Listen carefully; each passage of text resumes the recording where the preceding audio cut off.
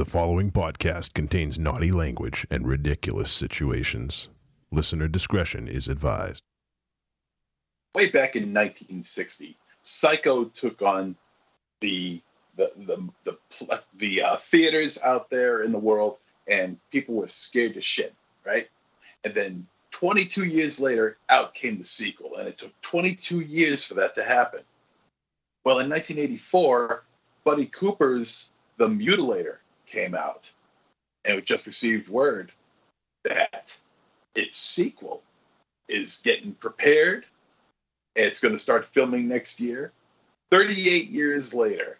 And Buddy Cooper, the man who directed the original film, is set to write and direct this one. And it's going to have Terry Kaiser from Friday the 13th Part 7, Tammy and the T-Rex, and, of course, Weekend at Bernie's.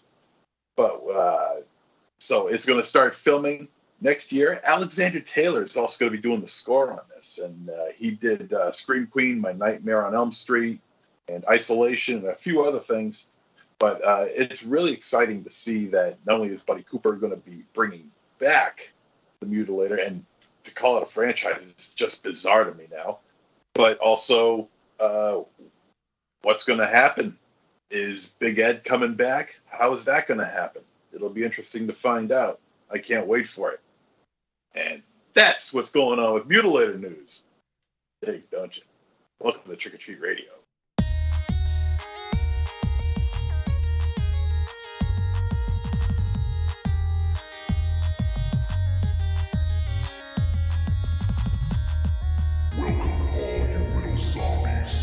You're listening to Trick or Treat Radio, starring the Deadites.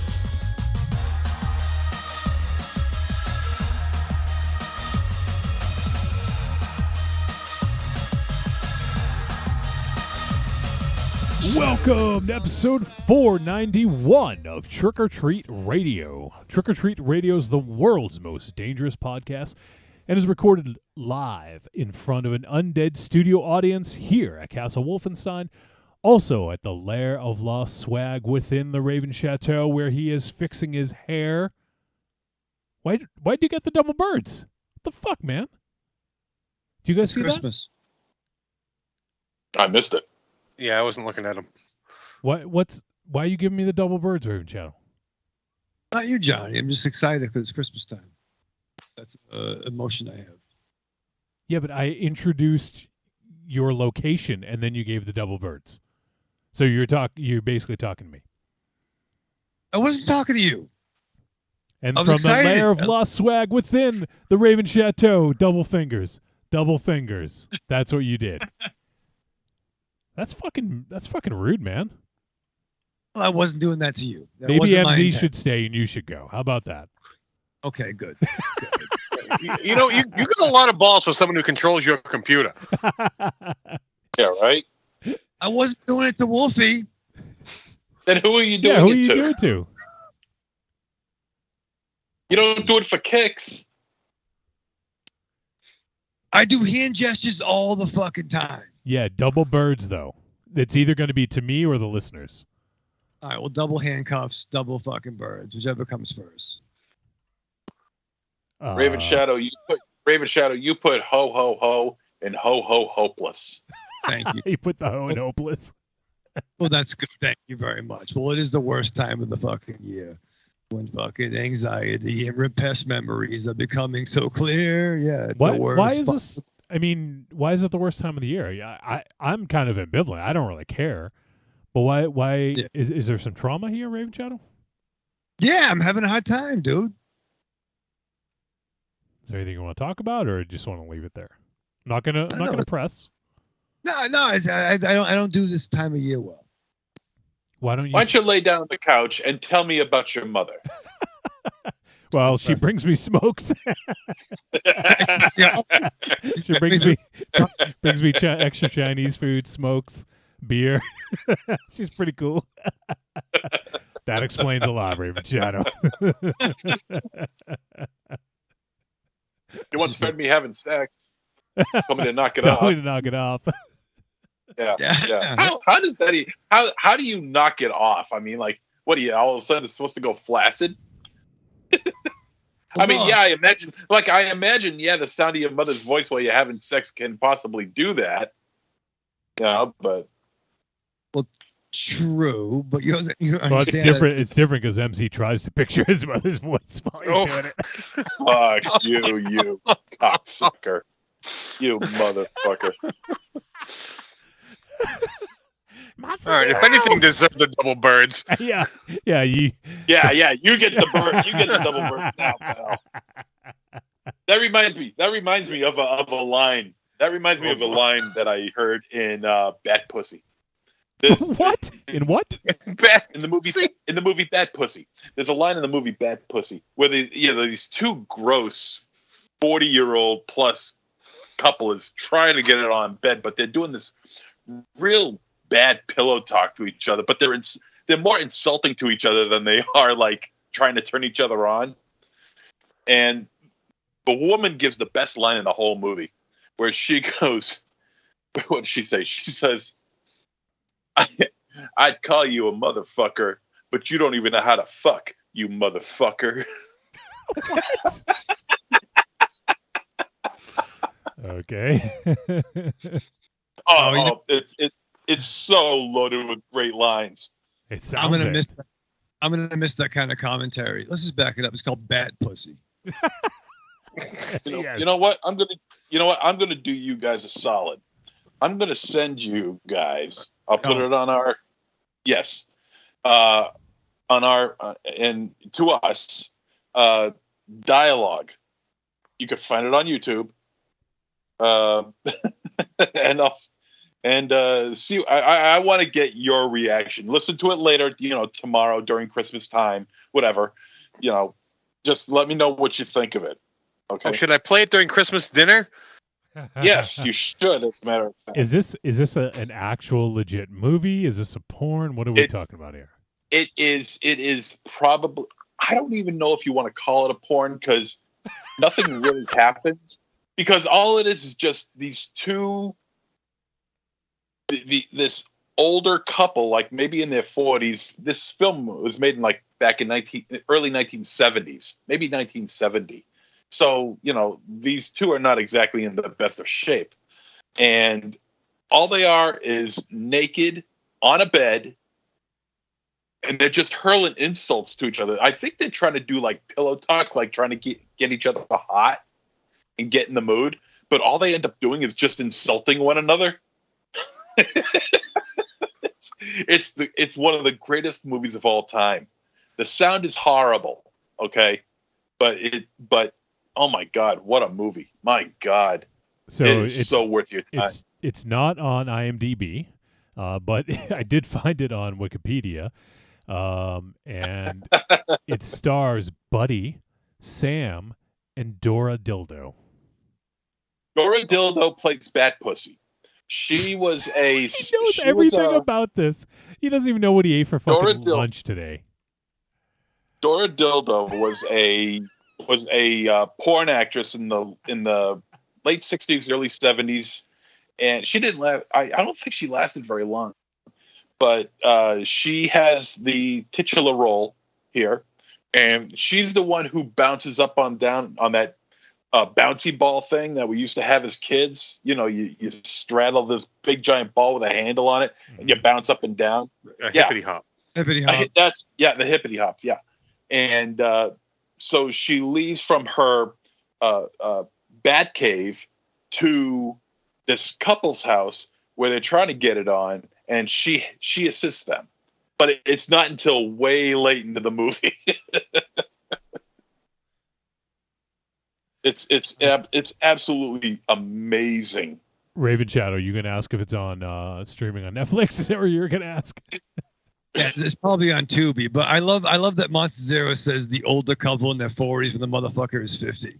Older couple. I find there. Fun. Okay, there. I sent it to you guys. All right. Is that fucking beep?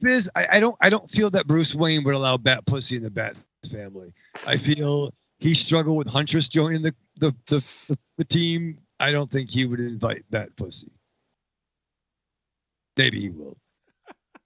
I don't think you're going to hear the "I'd call you a motherfucker" line in this dialogue. I think it's in another area, but For the Blu-ray. there's like yeah.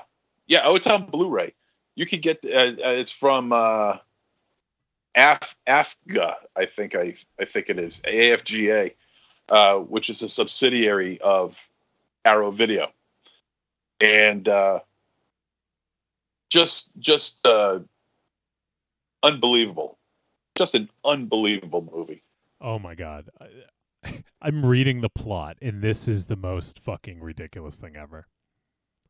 What does it say? 'Cause I don't even know.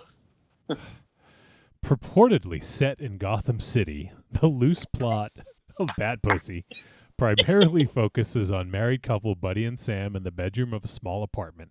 While reading an issue of Screw magazine, Buddy is inspired to experiment with oral sex on Sam, and the two spend the remainder of the film together in bed, alternating between cunnilingus, fingering, and fellatio, despite Buddy's visibly and perpetually flaccid penis.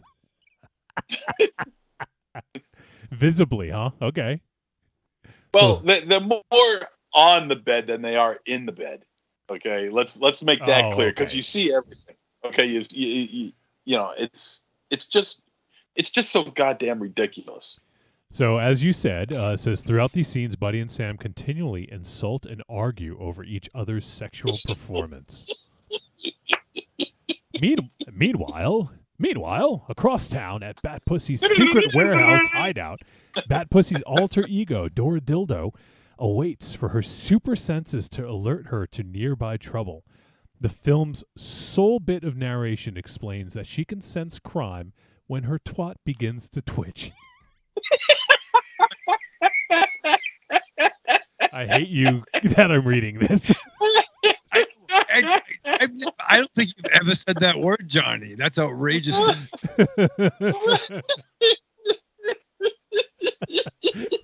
This is the worst thing. Angrily sensing that someone is about to shoot a fuck movie in her holy Gotham City without her, she proceeds to change into her Bat Pussy outfit and slowly travel across the city, which is actually a park, on an inflatable space hopper, stopping only to urinate behind some bushes and thwart an attempted mugging by beating the attacker with her space hopper. Back at Buddy and Sam's, Buddy starts taking pictures of Sam's to sell and make a fortune with when Bat Pussy breaks into their room and confronts them. They immediately engage in a threesome involving the use of a dildo until Bat Pussy suddenly puts on her costume and vanishes, bringing the film to an abrupt end. And let me tell you, the sound quality of this movie is absolutely abhorrent. Oh, I never would have guessed that. I never would have guessed in a million years that they didn't prioritize the audio in this movie. Because you can hear the crew talking behind the camera. It's hysterical. It's absolutely. I got to get this on Blu-ray. I have to have this. This is brilliant. Highly enjoyable. The dialogue sells it. The dialogue alone sells it for me. The dialogue alone, huh? Oh yeah. And believe it or not, it's all improv. It's all improv. There's no script here. No, you're not. Now that's too far. You've gone too far, MZ. And it was produced. Get this, it was produced by Guillermo del Toro Sr. Guillermo del Toro Cito. That's right. Brave Chow, are you going to watch this? This is a Batman movie you haven't seen. I haven't seen that. I haven't seen that one. So, Raven Shadow, if you got this for the holidays, would you feel better about the holidays? I probably not. This probably wouldn't help. Is it because your birthday's right near the holidays? Does that have anything to do with it? I don't know, man. It's never a good time. It's all a culmination of a lot of things, you know. And I just don't remember you being down around this time in previous years. Yeah. Yeah, this is different for you, man. Yeah. Because I was a better actor before. Now it's just- Now the facade is Are vanished. you out of beer? Are you out of beer or cigarettes or Uncrustables or? Oh, he wouldn't be here. yeah, no, it's holidays. I'm stocked up. I got 7 days worth of bucks. Good. 7 days and 7 nights. 7 days, which is about 6 months for a normal person. It's true. What's funny, like I did stock up. You know, I typically buy 3 packs in one venture, but I bought 3 the other day, and then we did our work thing, and so my staff gave me a gift, and one staff member gave me a bag of Reese's peanut butter cups, a bottle of Advil, and 2 packs of butts. What was the last thing? 2 packs of butts. Wait. So M&M's, you said?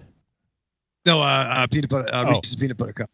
So peanut butter cups, Advil, and cigarettes. 2 packs of butts. He Are really you knows. starring in a David Lee Roth video? Yeah. This employee really knows you. She did. She's like, you're so easy to shop for. I know you. And I'm like, perhaps I'm sending the wrong message. Well, I mean, if I were to get you a present this year, I would definitely get you Uncrustables, cigarettes, or alcohol. But I don't feel like enabling you anymore, Raven Shadow. So I'll get none of those. Why? You can never have enough. You can never have enough Advil. You know. And even though I don't drink bourbon anymore, they did get me a nice bottle of like knobwood bourbon, which is very nice. So I'll put that down the bottom. How often do you use Advil? Like, is that like you just popping them all the time?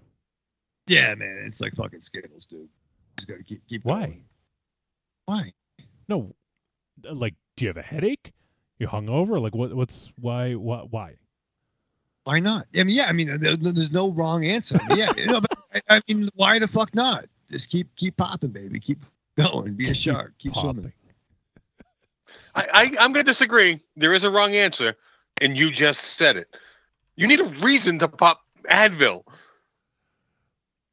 Once you pop, you can't stop.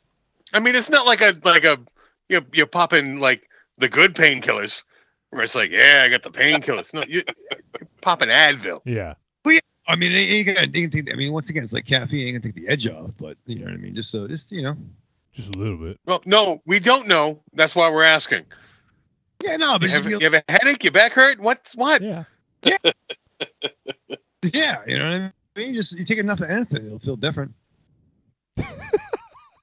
Jesus Christ. Dear God. It's just just get the edge off. Nah, man, whatever. Just have it on deck. I didn't buy it, Aries. It was a gift. It was a You're gift. saying you pop it like Skittles. Yeah. So you must buy it at some point. No, Yeah. I haven't had Advil in a long time, so it's good. I had a headache in November. I didn't have nothing to take. Now I'm good. Wait, but you made it sound like you pop it all the time, and now you said you Yeah, haven't had it since November. That I was joking about the popping the Advil. I don't do it. Apparently, popping it like Skittles is just a metaphor for I don't like Skittles. Yeah. Yeah. Who Those knew? are bad for your teeth. Yeah. Raven Sugar's Shadow bad. doesn't like candy. He prefer nicotine. Because candy and coffee are bad for you. No. I was joking with the Advil. I don't. Evil Corny wants to know if you ran out of bourbon. I don't drink bourbon anymore, but I love it. I just look at it. Just look at it. Yeah, I like that instead. All right, well, there you go. So let me get to what we're doing tonight, since I almost forgot, and we're already into the show a little bit here. It is December double feature Cram Jam once again rolls on. We have this and one more episode this year, so we will be doing 2 films this week, and those 2 films are Antlers from director Scott Cooper, and we will also be talking about Knocking from director Frida Kempf. So we'll be talking about those 2 films this evening, and we'll get some other stuff coming up for the rest of the year. Right off the bat, I do want to mention next Thursday. It'll be Thursday, December 30th It is, well, it's the last show of the year. That's one thing. But it is also, unfortunately, the last show of our dearly beloved MZ. So, MZ, next week's your last show. What are you thinking? What's on your mind? Oh, I don't know. He's like, nothing. Oh, no, I mean, yeah. I mean, I'm gonna miss it, sure, but I think this is the right move to make. And One weekend, I'm sure one weekend he's gonna be like, "Hey guys, it's not too late. Can you take me back? Can I go back? This sucks. I'm bored on Thursdays. I got nothing to do." I'll just be watching movies. No, no, it's gonna, I implore, people who are listening and people who contribute to the Patreons to continue to do so. What, you think people are gonna leave because you're leaving? Maybe. Yeah, maybe. People like you. They don't like you that much. Well, I know people left when I stayed. Well, that is true. Yeah. Although I wouldn't be surprised if we're no longer Creepy Girl's favorite podcast after you leave. Well, that's up for her to decide. I know, but I just have a feeling. She's a big fan of yours, as you know. Yes. So, so next week it is MZ's final show, and we do want to celebrate a little bit. I asked MZ if you wanted to do something different, if you wanted to pick a movie to review, to subject us to one of his favorite movies, but he declined, and he just wanted to keep going with the normal format and wanted to do the December double feature Cram Jam. So that's what we're going to do, but we will leave some time at the end because we do want people to be able to call in, leave a voice message, and let MZ know how much or how little he means to them. So if you guys have ever listened to the show, if MZ said something that was funny, if he said something that touched you, if he said something that put him on a list, or if you liked watching him almost die at the hands of his own joke, let the man know what you think and what you think about him leaving, some favorite memories, whatever you want. Totally up to you guys. But obviously, next week is going to be MZ's last show, so it's a great opportunity to let him know because he doesn't listen to these episodes, and I can guarantee you he's not going to listen after he's off the air, so he won't hear anything if it's not next week. You don't know that. You don't know. It might be live. It might be live. It might not be live. I don't know. But I will try to listen. He will listen to the first few. He will try, he said. He will listen to the first few to see how it goes without him. Yeah. And he'll just laugh at us and be like, these suckers. This show sucks without me.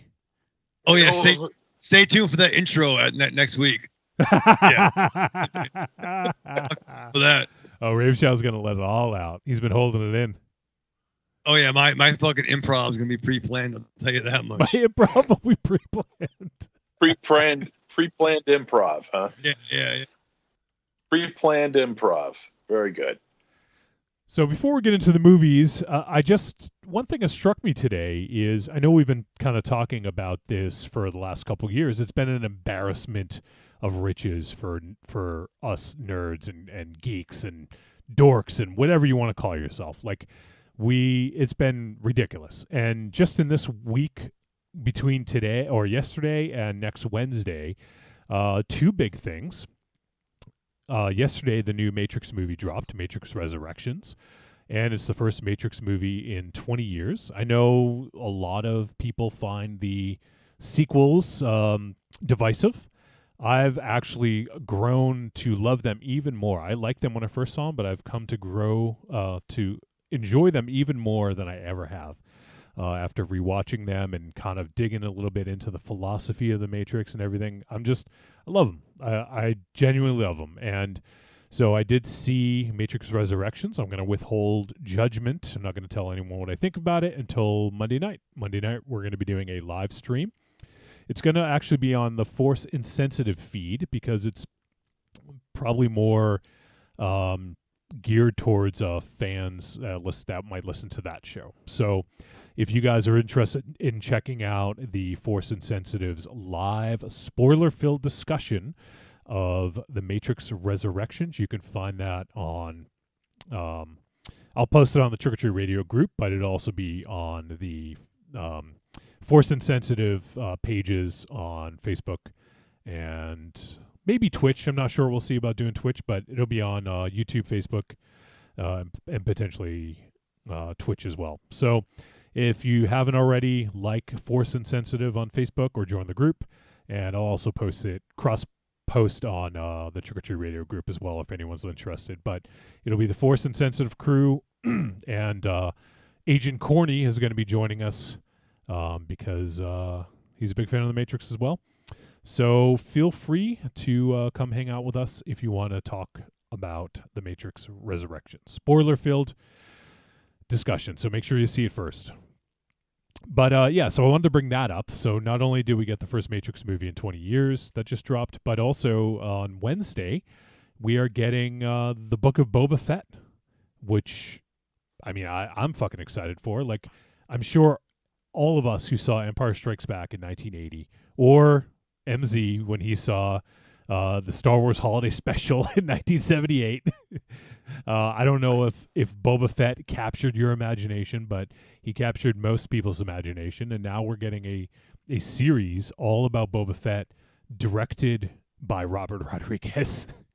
He's doing at least 3 episodes. What the fuck, right, Raven Shadow? I mean, how fucking dope is that? I mean, it truly took, 40 years for Boba Fett to do anything? Yeah. But that dude had a great reputation and a great look. But, I mean, goddamn. He was fucking killer, and fucking Double R is fucking doing it. Yeah, he's the showrunner. Like, he's the one, like, kind of behind it, and he's directing 3 episodes, and man, I'm psyched. Oh, can we get? I gotta ask. Good. I just want to ask.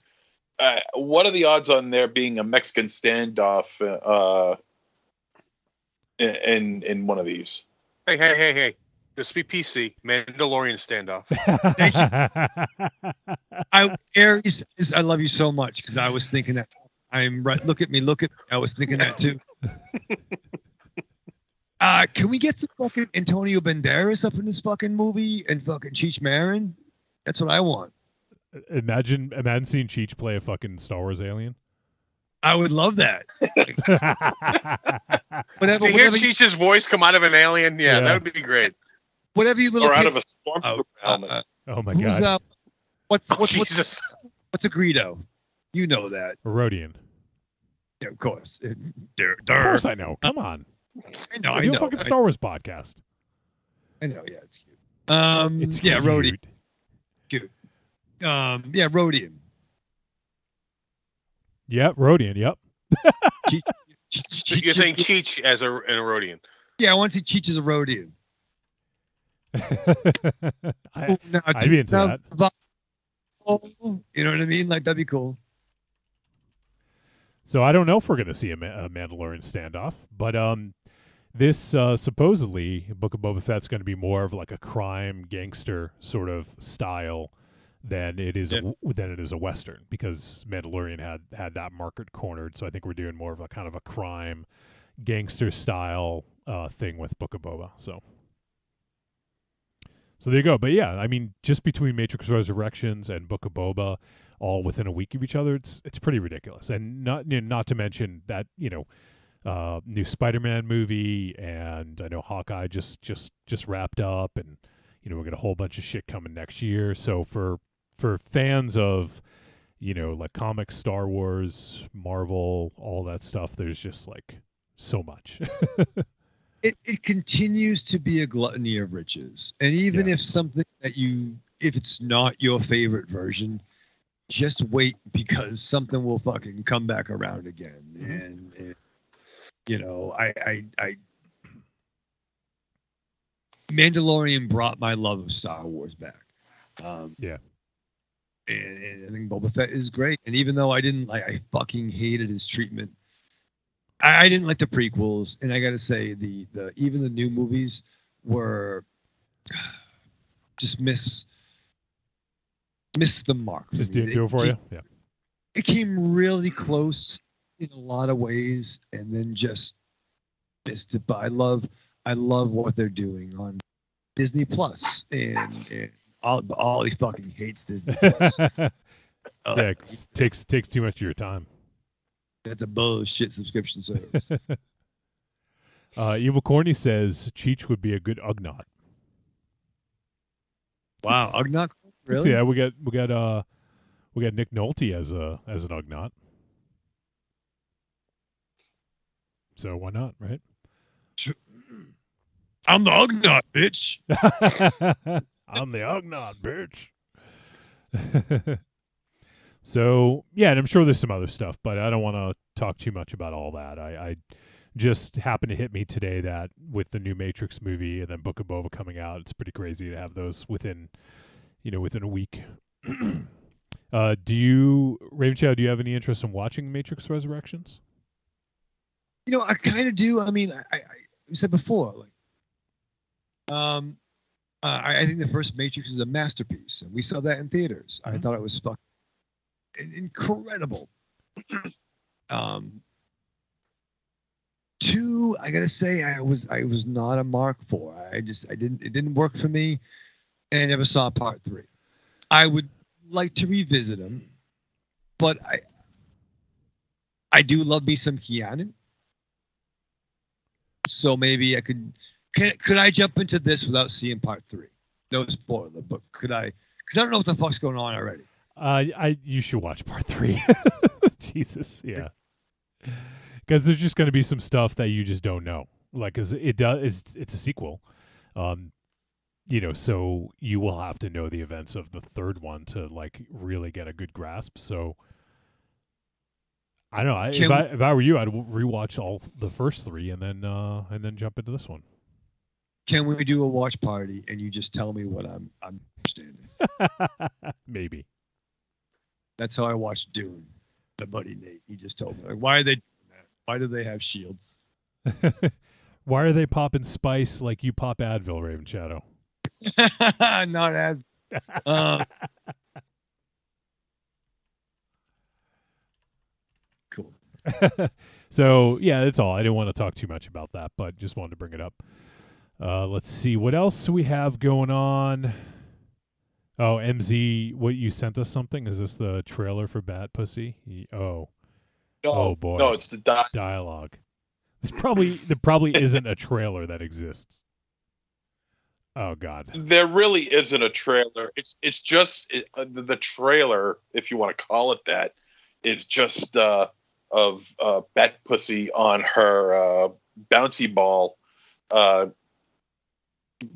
just down the highway, and in other areas too, and that's pretty much it. You don't get to see the couple on the bed at all in this so-called trailer. It's funny is on the side when YouTube recommends videos for you, it recommends Bat Pussy, the worst adult film ever? ?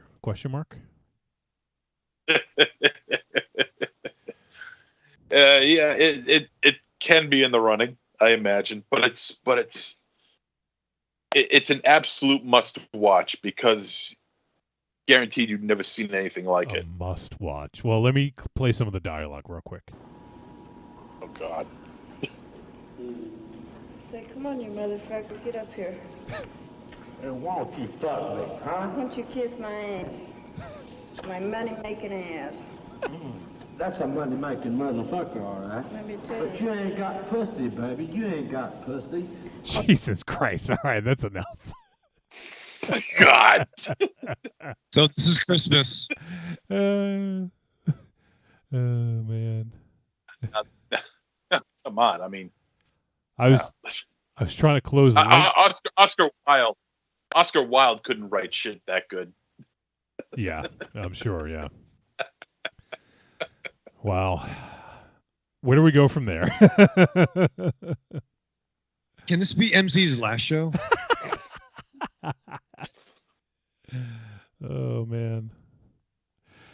Let's see. So I guess we should maybe start winding down because we got 2 movies to talk about, and I want to get to those. So as I mentioned earlier, we have a bunch of stuff coming up for the rest of the month here. We have some Patreon stuff happening on January 1st. We got the Monster Piece Theater Movie Club, and we got the Blackout tapes that Michael Ravenshadow will be hosting.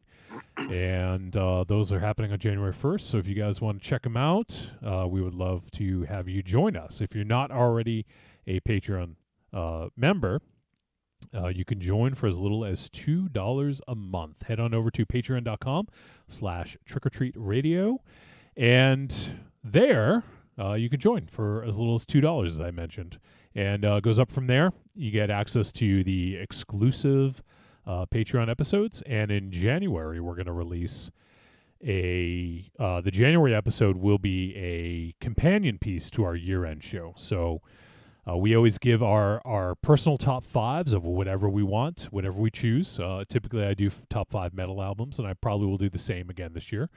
Does anyone else know what they're doing for the top 5 yet? Nope. Okay. I completely forgot about it until just now and had a little panic attack. You got a week. You got a week. So there's still time, but everyone else will have their own top 5s, and we'll also do the Dear God No Award, the worst film we discussed this year, and also we'll talk about some honorable mentions and maybe talk a little bit in greater detail about the top movies of the year. So that's what we'll do for the January Patreon episode. Looking forward to that. It's always fun. And you guys get that in all the different tiers, but as you go up, there's additional perks. You can once again the Monster Piece Theater Movie Club, you can get invited to that. You can do a Patreon takeover like our boy EF did a couple weeks ago, and lots of other stuff. So give it a look and consider supporting patreon.com/trickortreatradio. Also, in addition, you can help support the show a couple other ways. Go to trickortreatradio.com, and there you can go ahead, scroll down, look for the Amazon logo, click it. It's going to bring in Amazon. It's going to input our affiliate link. There you can buy such wonderful products as Bat Pussy. Actually, I'm pretty sure you can't buy that on Amazon, so don't even look for it. But you can buy whatever you want. We get a tiny little cut of all your purchases. It doesn't cost them any extra, though. I don't believe Raven Shadow, right? No, but it's another way to help contribute to holiday cheer. That's your favorite holiday cheer. Holiday beer, I guess it would be. But yeah, kind of the same thing. No, it doesn't go to our beer fund. I hope people are aware of that, Raven Shadow. I don't want them to get the wrong idea of the Patreon here. Holiday cheer, we can cheer, and we can add more to the. We can add more flame to the Yule log. How's that? It's another way to keep the Yule log flaming. There you go. The Yule log flaming. Is that better? Sure. I like it. Trying, man. All right. And the final way you can help support the show is also on trickortreatradio.com. Just look around, click on store, and there you're going to find some digital goods. We've got the greatest hits of Trick or Treat Radio, volumes 1 through 3. So there, like we've been doing the show 9.5 years. And I don't expect you've heard every single episode, but, if you want to get like a little sampler, you go ahead, check out those greatest hits, and they're going to be, the highlights, the lowlights, the midlights, everything in between, the songs, the arguments, all that good shit. So give it a look and check out the history of Trick or Treat Radio and support us while you're doing it. All right, Raven Shadow. So you sit down, the holidays got you down, man. I could feel it. It's very palpable. What do you do to prepare for the last 2 movies before Christmas hits and before your birthday hits? What do you do to prepare for these 2 films, Antlers and Knocking? Oh, shit, Johnny. I write a bunch of Christmas cards out, and I make a bunch of gingerbread cookies. You know what I mean? I listen to the holiday, classics like the Mariah Carey joint, which I can't remember the name of, but people seem to enjoy that. I just really get me in the spirit of these seasonal songs. I discovered the source of your torment for the holidays. You're listening to Mariah Carey. Yes. But no, and that's really really a lie. And what I ended up doing was,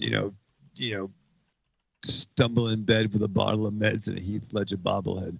But before I did that, you better believe I strapped on. You go through your week with the same old routine. What you really want is some blood and thunder in your life. Well, friend, you found it. The Cromcast is an adventurous journey through the history of two-fisted pulp stories. With your hosts, John, Josh, and Luke. We have action, horror, and adventure, all through the lens of pulp luminary Robert E. Howard. Don't just stay in your ordinary life. Find your pulp life at thecromcast.blogspot.com. The Cromcast. The Cromcast. The Cromcast. A podcast for the barbarian at heart. I'm Alex West. And I'm Andrea Subasati, and we're from the Faculty of Horror podcast. And you're listening to Trick or Treat Radio. Oh, delicious nerds. Ms. M knows you like to chat it up with other sexy shut-ins about comics, movies, video games, and your favorite TV shows. If that sounds like you, cuddle up to the Trick or Treat Radio Facebook group, or the FIB. That stands for Fan Interaction Board. Just go to Facebook and search for Trick or Treat Radio and have more fun than a Jedi at a lightsaber sale. Not enough? Watch us on YouTube, The Deadites TV, all one word. Last but not least, check out the world's most dangerous talk radio show, Trick or Treat Radio, at trickortreatradio.com. It's not a problem at all. I got plenty of noodles over there.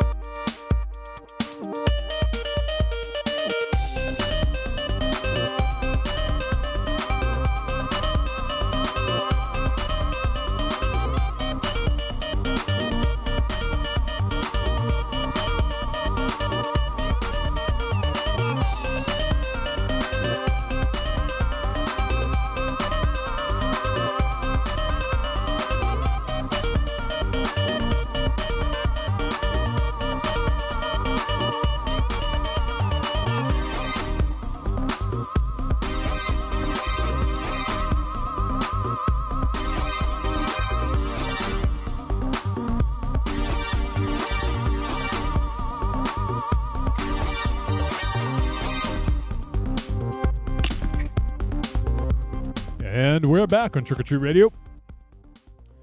All right, so we're going to talk about a movie, and that movie that we're going to kick things off with is Antlers.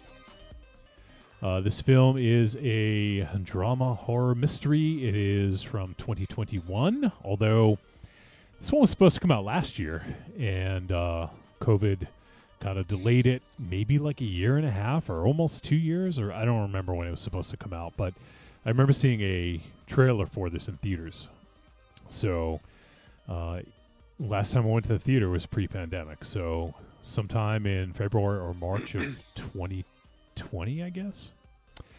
The film is 99 minutes long. It is directed by Scott Cooper, and it is written by Henry Chazon, Nick Antosca, and Scott Cooper. And the film stars Kerry Russell, Jesse Plemons, Jeremy T. Thomas, Graham Greene, Scott Hayes, and Rory Cochrane. And Scott Cooper, the name just right off the bat, I wasn't super familiar with the name of the director, but as we talked about last week, he's done a bunch of films that we were familiar with. The films he did were Crazy Heart, Out of the Furnace, Hostels, Black Mass, and it looks like he has another one coming that's currently filming called The Pale Blue Eye, which I think is another crime horror mystery starring Christian Bale and Gillian Anderson. All right. Oh, shit. And Harry Melling as Edgar Allan Poe. Interesting. Okay, well, I'm curious about that. So he's done a few films that we would be familiar with, but I think this is his first foray into horror. And the film is also produced by Guillermo del Toro, the new upcoming host of Trick or Treat Radio. Oh man, that would be something. That would be a fucking coup. And whose father directed was a producer of Antlers. Yes, of course, yeah.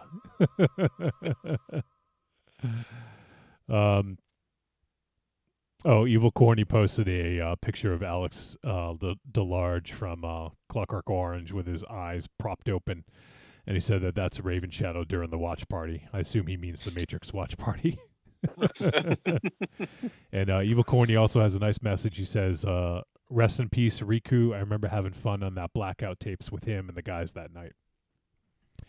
Yeah, Riku was a mainstay at the blackout tapes. So he is definitely missed every time we have one. Right, Raven Shadow? Did you hear that? Oh my God, I miss Rico so much. Yeah, Corny had a he said rest in peace, Riku. Says he remembers hanging out with him on the blackout tapes. I miss that dude so much. I miss his voice. I just miss his fucking voice so much.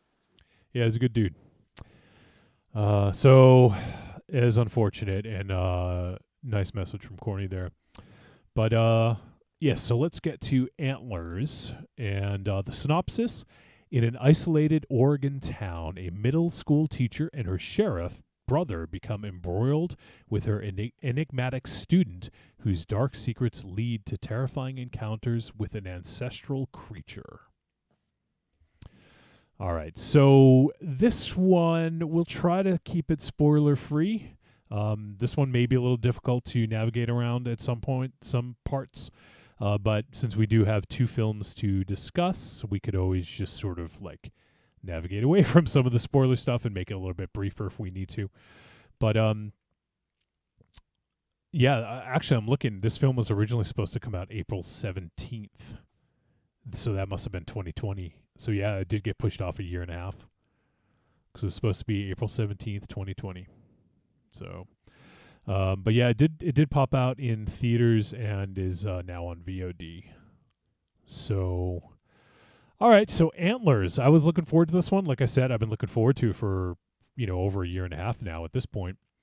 And for me, whenever I see Guillermo del Toro's name associated with anything, I immediately am interested. And I know he obviously didn't direct this, which I'm not quite as interested in the films that he doesn't direct.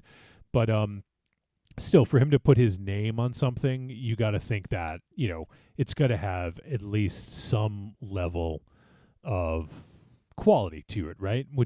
Would you guys say that would be accurate? Oh yeah, there's a certain tone with Guillermo del Toro related projects, whether he's directing or producing. There's a tone in all of his films, very low key, I guess you could say, low in tone, low. It's not. It's the films that he has anything to do with are not really like hyper. They're very subtle and laid back, and but menacing at the same time. Yeah. Yeah.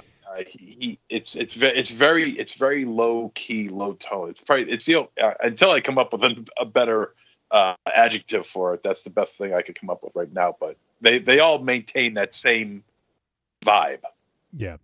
Some of the other ones, just to kind of toss some out that he was an executive producer on, was Mama. Oh yeah. The Strain TV series, Pacific Rim Uprising. He directed the first Pacific Rim, but then just produced the second. Scary Stories to Tell in the Dark, and The Witches. And he's got some other stuff coming up on tap here. Looks like there's gonna be a Scary Stories to Tell in the Dark 2 that he's a producer on. Haunted Mansion. There's an Untitled Werewolf Western project that he's producing.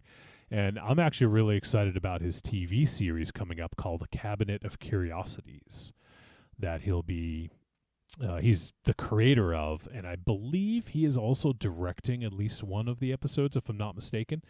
But you guys got to hear the cast. I mean, I think it's an anthology, so a lot of these actors are probably going to only be in one episode. But we have Andrew Lincoln, from Walking Dead, Rupert Grint from the Harry Potter films, Essie Davis, Crispin Glover, Peter Weller, F. Murray Abraham, F. Murray, David Hewlett. Let's see. Wow. Now Peter Weller, I thought he retired. I don't know. I thought he retired. Tim Blake Nelson. Let's see. Well, the last thing Peter Weller did was, I guess he did the MacGyver TV series from 2019 to 2021. So maybe he retired and came back. I don't know. But he looks like he's been pretty active though. But he was also in the later seasons of Sons of Anarchy too. Oh, okay. So yeah, he either you might be mistaken, MZ, or he's already came back or something. I don't know. But Evil Corny says Cabinet of Curiosities is going to be on Netflix, I think. And I think you're right, Corny. I believe that is going to be on Netflix. So, yeah, looking forward to that. And he's also Pinocchio. I think he's directing that, though, if I'm not mistaken.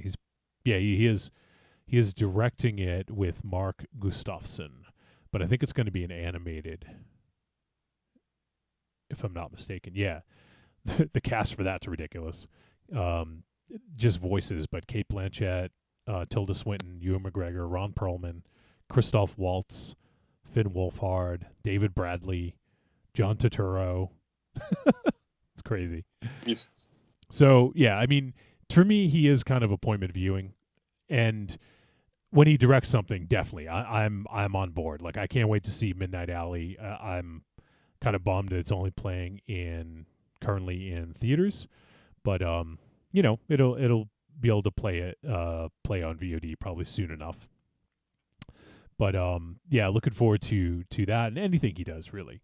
But yeah, even when he's attached as a producer, I'm still interested because this guy's got such a great creative mind that I feel like if he's attached to something as a producer, that it's got to have something to it. It's got to have some substance. Like if he attached his name, it's got to have something that's worth diving into and checking out. So, right. I mean, it's got to be. I have to believe that if his name is on something, it's more than like John Peters.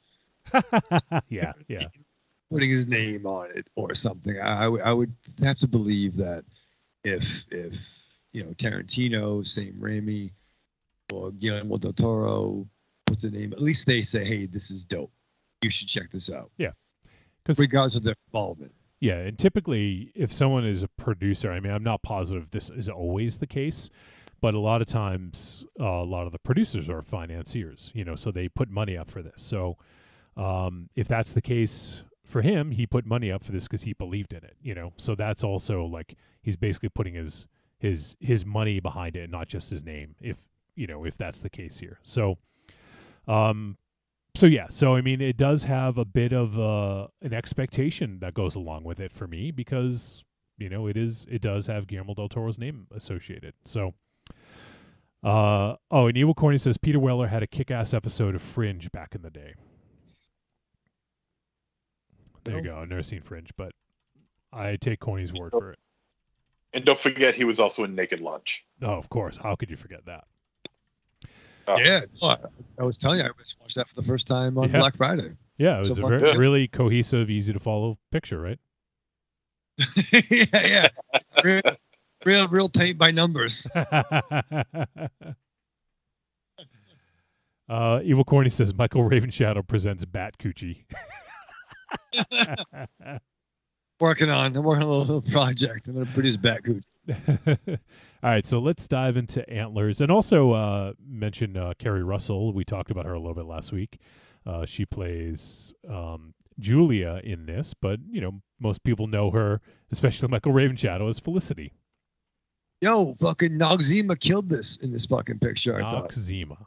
Is that what she's known for most then? In that commercial. You're not going to call her that throughout the entire review, are you? Am I going to call her Noxzema during the entire discussion? No, it'll be Noxzema, Felicity, Zori Bliss. And Haircut.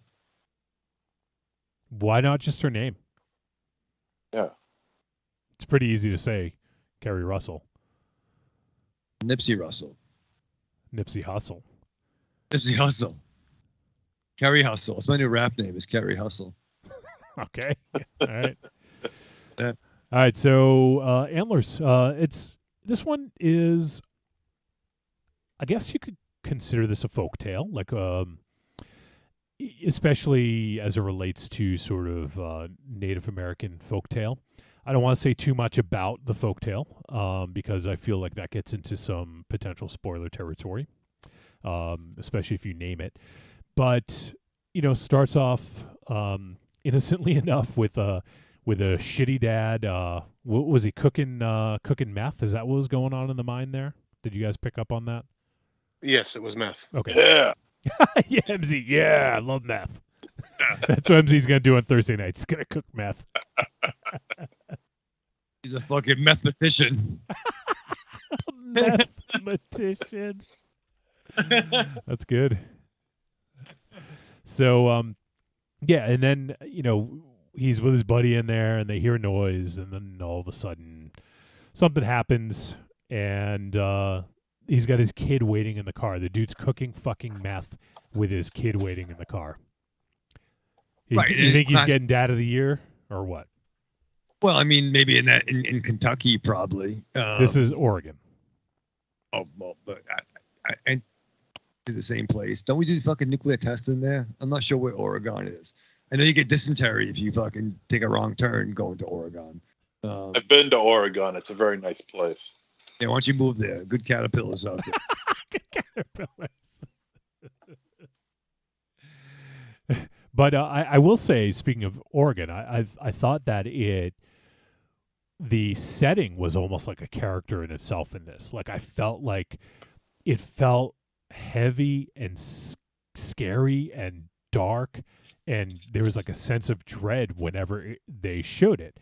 And I think the way it shot was really great. Like it just made it look so dreary and dark and depressing almost, Yeah.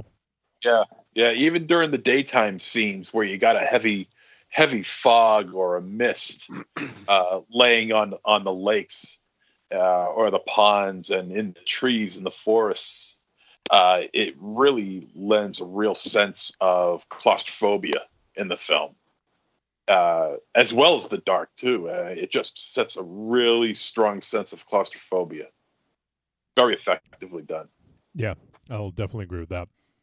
I also got to say, Jeremy T. Thomas, who in this film plays Lucas, I thought he was fucking awesome. He has to play this role in a certain way that I'm trying to think of how to describe it. Like he's got a lot of weight on him and a responsibility. And there's also, he's dealing with this darkness and this depression. And I just feel he played it exceptionally well. And, you know, I don't know how old he is, but let's see. Try to find out if I can find out how old he is. But he couldn't have been older than, like, what, 12 or 13 or something like that, right? Well, his character. He looked a lot younger than that. I think his character is 12. And you look young for 12, too. Sorry, MZ. But, I mean, it's not like he was, like, you know, a 90210 actor being 25 playing 17. Like, this kid was a fucking kid. So I don't know if they auditioned at bad kid schools, but this dude had some fucking demons behind his eyes. Or he's just that fucking good. You know? Yeah. I don't know if Yeah. central casting was in juvie, then maybe it was fucking easy. But this kid, and a knock to him, like the dude had to fucking act. Right? Yeah, I got to agree. This kid was fucking solid. Yeah. Okay. Yeah. He put in a hell of a performance. On top of that, given the role that he is given and the way he has to play it, he physically looks the part. Because when you look at him, it's like, you know, this is how I saw him, but he looked like he had an undersized body with an oversized head, you know, so he kind of really had that gaunt look about him. Just the physicality of this kid. Yeah. And really lent to the character. I mean, and on top of that, he played him solid. It was a top-notch performance by this kid. Yeah, and the deep sunken in eyes with, like, you know, they accentuated with the makeup, and yeah, I thought he was a real standout in this, and I thought Kerry Russell was good as well. I mean, I haven't really seen her in a lot, but you could tell that there was some complexity to her performance, especially with some of the stuff that happened in her past and why she sort of felt a connection to Lucas, you know. So and that really, I think she did a good job of selling that, you know, because there's a connection between these two characters, and I thought that they did a good job of highlighting that. And even like some of the drawings that Lucas was doing, and, you know, I think it was just really, really well executed. And you think that he's like just this like fucked up kid who is going to become a serial killer, you know, like that's kind of what you might think from the outside. But that's what I liked about the character that Kerry Russell played, is she sort of recognized what he was going through, right? And that's what was kind of funny. And I know we don't want to talk about spoilers, but like there was a swerve when we meet. What's his name? What's his character's name? Which character? I don't know what you're talking about. The kid. Lucas. The kid. Lucas. Yeah. From when we see the dad cooking the meth for the truck, to when we see Lucas afterwards with that scene by the water. Oh, with the rock. skunk. Yeah. Yeah. Which once again, it took some. I don't approve of that scene, but the kids got some chutzpah to do that, because that could end badly. Yeah. You know what I mean? You tell Ollie not to do that kind of shit, right? You don't want them fucking with a skunk, right? No. And for a while in the summertime, there was a skunk family that had babies, in the neighborhood. So I would take Ollie out, and there's definitely been times where I would like turn the fucking crumb like, holy shit, and they'd be like two. And I was getting anxiety attacks, because I can't have that. No, you can't. Can't have that. But and I'm like, yeah, like, oh, this is like junior, like serial killer fucking Teen Titans fucking going on.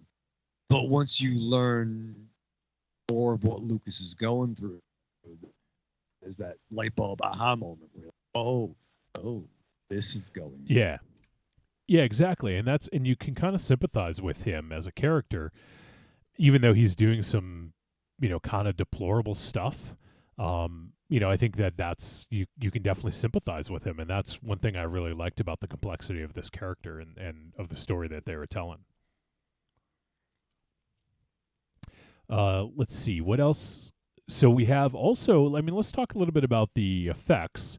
Clearly this is a horror movie. I don't want to talk too much about the monster itself, but we do have a monster in this, and I think I thought the makeup was done really well, and I think that they hid, as we've talked about a lot, showing the monster and kind of like walking that line between showing too much or not enough. And I feel like they walked the line really well with this, especially as we neared the end. There was one shot where there was like light reflecting from behind, that I thought cast a really cool silhouette. And I just thought, like, one of the other things I loved about this was the embers. Whenever the monster was near, I didn't really make that connection until later. But I thought that was also really cool. So I think that there was a lot of really good stuff with the monster. So I think that the monster creation and the just kind of concept of it was really well executed. I loved the monster in this. I thought it was probably one of the best practical effects monsters I've seen in a long time. Quite original, very well thought out. And I agree with you, Wolfie. I love how they walk that line of not showing you, giving you just teases. Yeah, it's very reminiscent of the movie Jaws, where you just don't see. You see bits and pieces of the shark, but you don't see the whole goddamn thing. Yeah. Until the time is just right, and I think they played that well here. We and with the backlighting and everything like that, we see, like you said, silhouettes, and so we get bits and pieces of the monster. We got a fairly decent idea how big he is, but we don't exactly know what he looks like. And when that's finally revealed and you see it in its full glory, it's really quite mesmerizing. It's very well done. Yeah. You guys, Rave Chat or Aries, do you guys have any comments about the monster itself? I mean, for me, it's almost a tale of two monsters. Yeah, that's a good distinction. And I really want to say what the first part of the flick is, but I don't. But I got one sense of, okay, this is what's going on. But as there's an evolution or maybe a level up, so to speak, it becomes something else in that evolution. And to your point, Johnny, too, I don't want to say what the mythology is. It's not my memory of that kind of mythology. It's not what I picture. Yeah. Same. I didn't see that coming. It's not really a big surprise. It's not like a twist, like, oh my God, but it's just kind of a cool thing where it's like, oh, okay, that's what they're going for. I get it. Cool. And it definitely was different, and it plays up on themes. This isn't spoilery, but it plays up on themes of abuse and kind of repressed emotions and feelings. And also, one thing I thought was interesting about this was I almost got the vibe that there was almost like, in this case, someone is the victim in it. Well, let me reword that. They're not necessarily, they are kind of a victim, but they're defending the abuser in a way, because a lot of times in an abusive relationship, the person who's getting abused thinks the person can change, or if they do something a certain way, they'll get love or whatever. So I thought that was kind of an interesting angle on this. Was one line that Lucas had towards the end was he can change, he can change, or he'll be better, or something like that. I thought that was a really interesting sort of insight into maybe what they were going for there. So yeah, I think that there was a lot of really, some depth to this, and I kind of like the way they presented it, And even down to the drawings, or like, Yeah. Lucas, tell your story. And like, he was looking at his notebook and he just had the drawings, but he was telling the story just by looking at the. Yeah, and that was a pretty creepy story that he told too, but it was very telling, right? Oh, 100%, even down to, the Papa Bear was hungry, but at least they worked together. Yeah. And that line.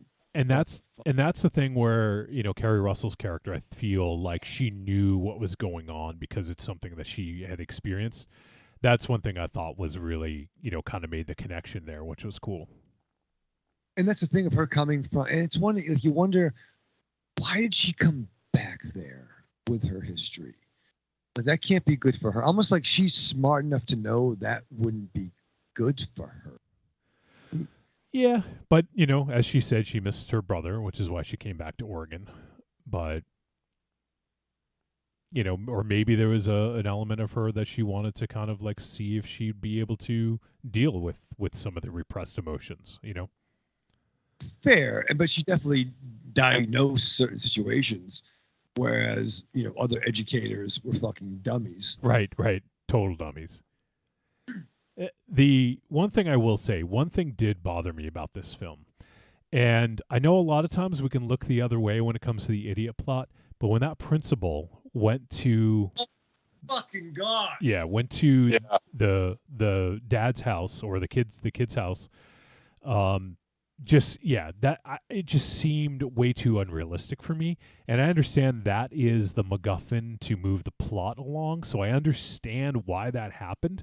But I could not. It broke my engagement, and I was really into it. But that broke my engagement to the point where I was like, "Come on, this is just no fucking way, right?" Yeah. I totally agree. And when that happened, I'm like, no. You were doing so well. It totally disengaged from, to me, the reality of the story. Mm-hmm. Yeah. I mean, a principal just would not get up and just go to a kid's house without, phoning or. And it's possible that she might have phoned and it just wasn't shown, which is fine. But we know that if she phoned, no one would have answered. So like, we know that's the conclusion that I think we can come to. But yeah, that was like, when you go to a house to go talk to a parent about their child, and the house smells like death, the door is open and there's blood on the floor, like, you go in? Like, that's just it. It's like, it's one thing to go there. I mean, say you phoned or not, it doesn't matter, but you go there, but then you just make yourself comfortable by going inside on your own, and I mean, it was not the wisest move. So here's the thing too, and yes, that scene made Marion and Ollie and I all fucking flip out. Wow, Ollie too. Wow, he was like, "This is some bullshit." But am I right? When was this set? Because I don't think this was set. I mean, it had a timeless feel to it, but there weren't cell phones. This might have been 90s, maybe early 2000s, pre-2004. Yeah, and it could have been a situation where they just, it's just in this timeless sort of period where it just doesn't really matter.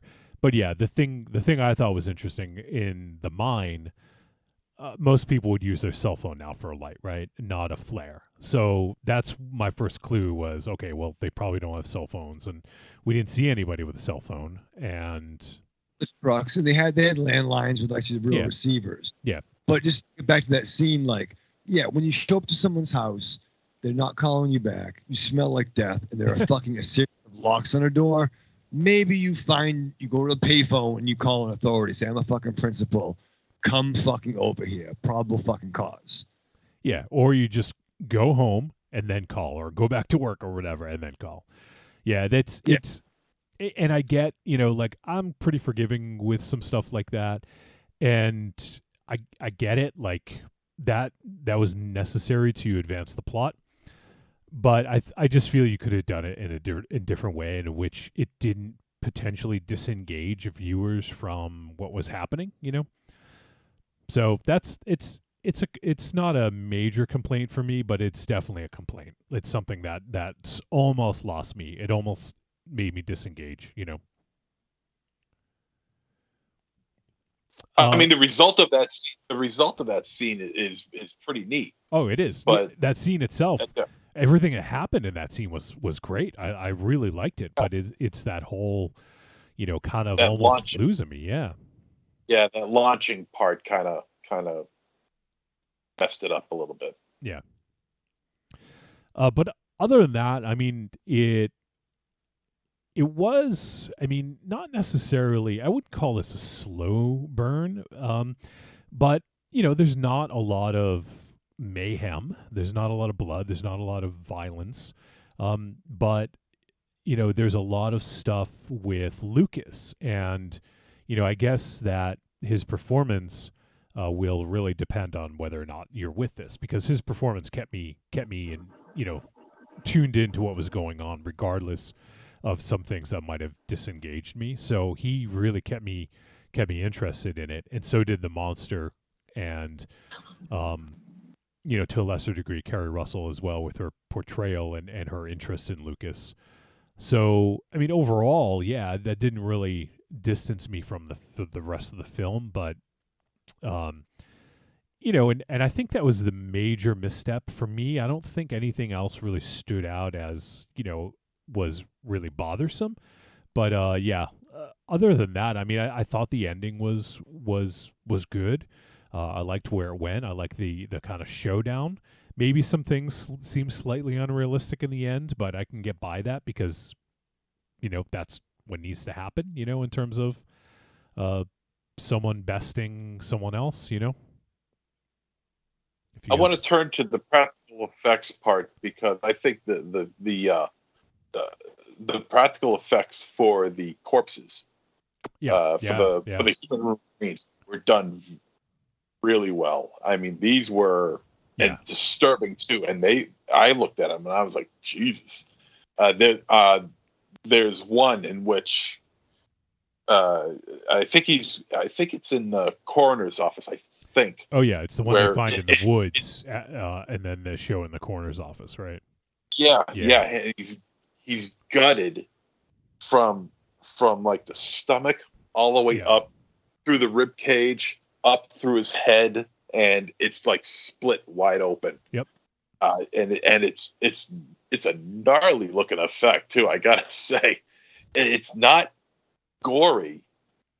It's violent, but it's not gory. But it looks so good. It was really well done on the practical effects side of things. Yeah, I will agree with that. The corpses in this looked really solid, and especially the one you just mentioned, MZ, and then also the one we find later on in that kind of came from that scene with the principal. One of the bodies that they find up in the attic also, I thought looked really fucking great. Yeah. So I agree. I think they did a phenomenal job with the practical effects, not just on the monster, but of the corpses and the bodies and stuff. Super realistic and brutal, like really brutal. Yeah. Let's see. Well, Aries, are you just going to wait for the verdict, or do you have anything to add before we're that? I mean, I don't know. Every time I try to say something, someone interrupts me, so I've just been keeping quiet. I've been watching you. I didn't see you break. Oh, every time I open my mouth, I don't know, someone talks. So I just, it's one of those episodes. So.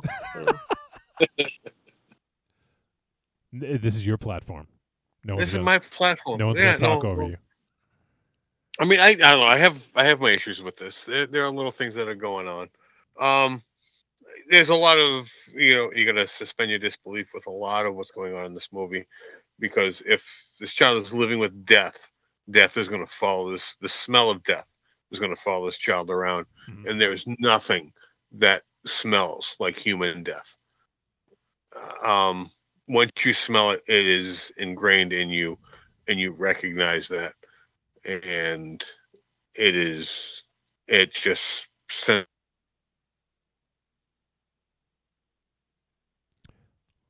A cop would recognize that 100%. Yeah. You bang on the door and there's a dead body in there. The cop knows what's going on in there, and they will kick that door down. They will not try to get a warrant. And that is 100% probable cause.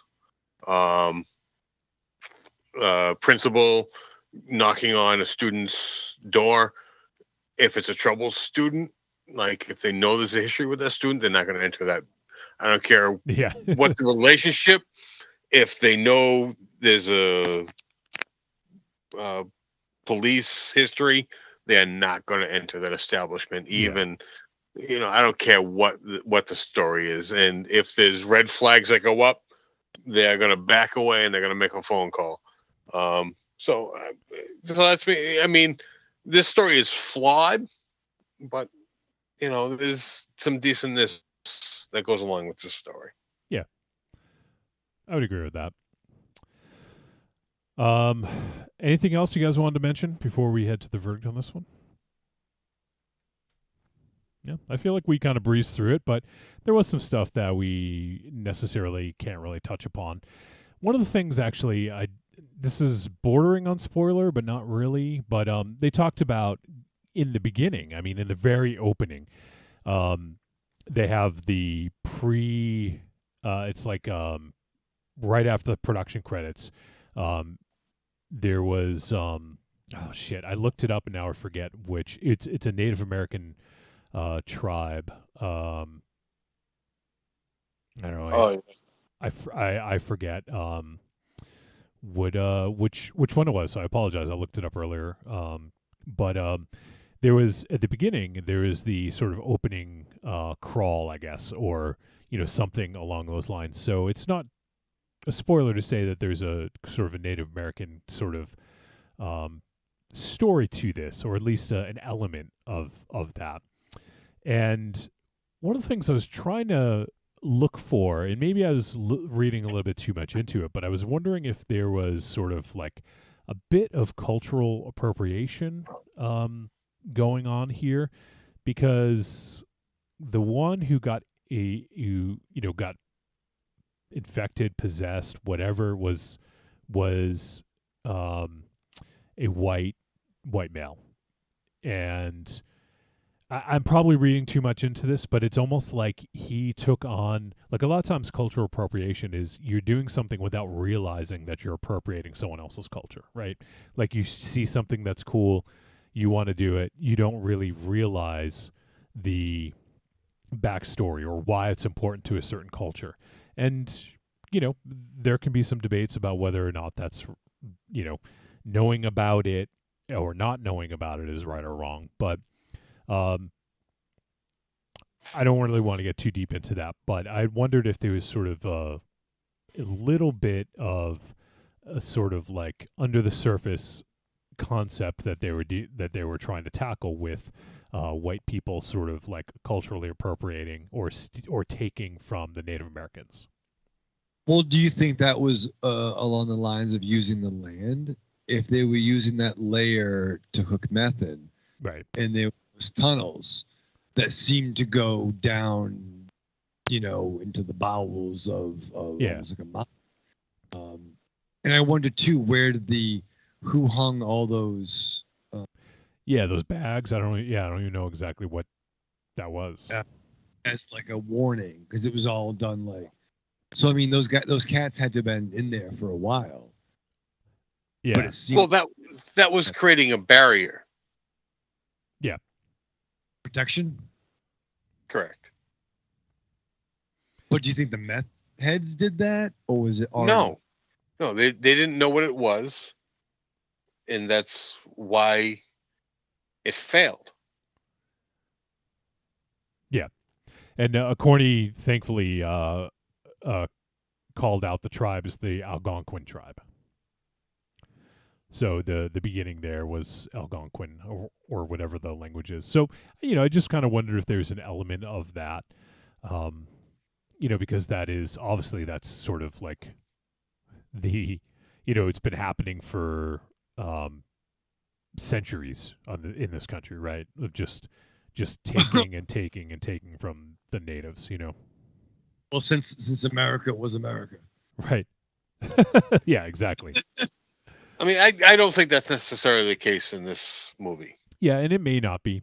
There wasn't. If it wasn't like a strong element of it, but there was sort of an undertone of maybe there was something to that, but I couldn't fully form it, so I wasn't sure if there was. But regardless, there probably is some other stuff that we're not quite understanding that might have been beneath the surface as well. But I think the trauma and the abuse is kind of a big part of it for me. All right, so let's do the verdict on this one, and let's put this baby to bed, as they say. Trick or treat, baby. I wonder if people would say you're a trick or a treat. Trick or treat, motherfucker. All right, verdict time. We're going to let you know whether Antlers was a trick or a treat. Any final thoughts? Starting with Monster Zero.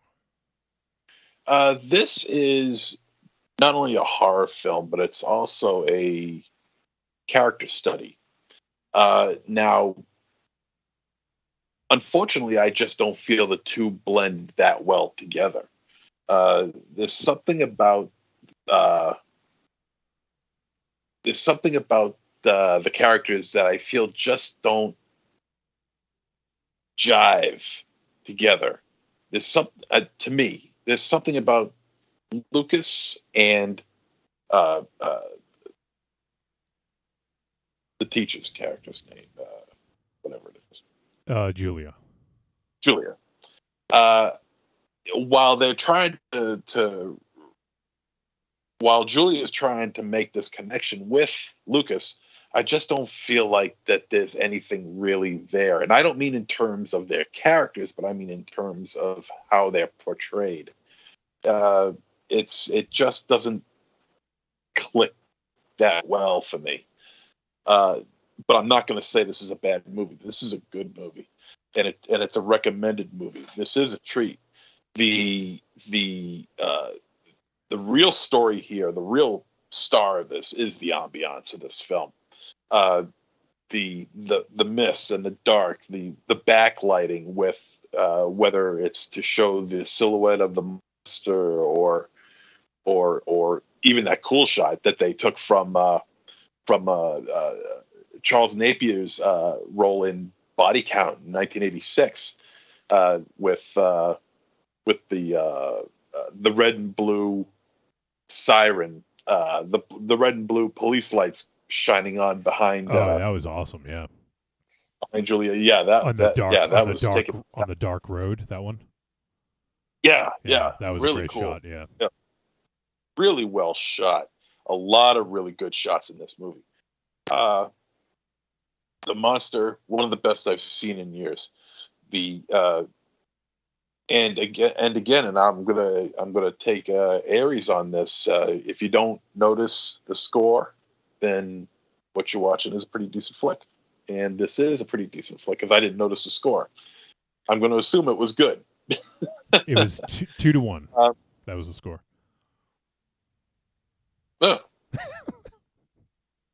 Oh, fuck me.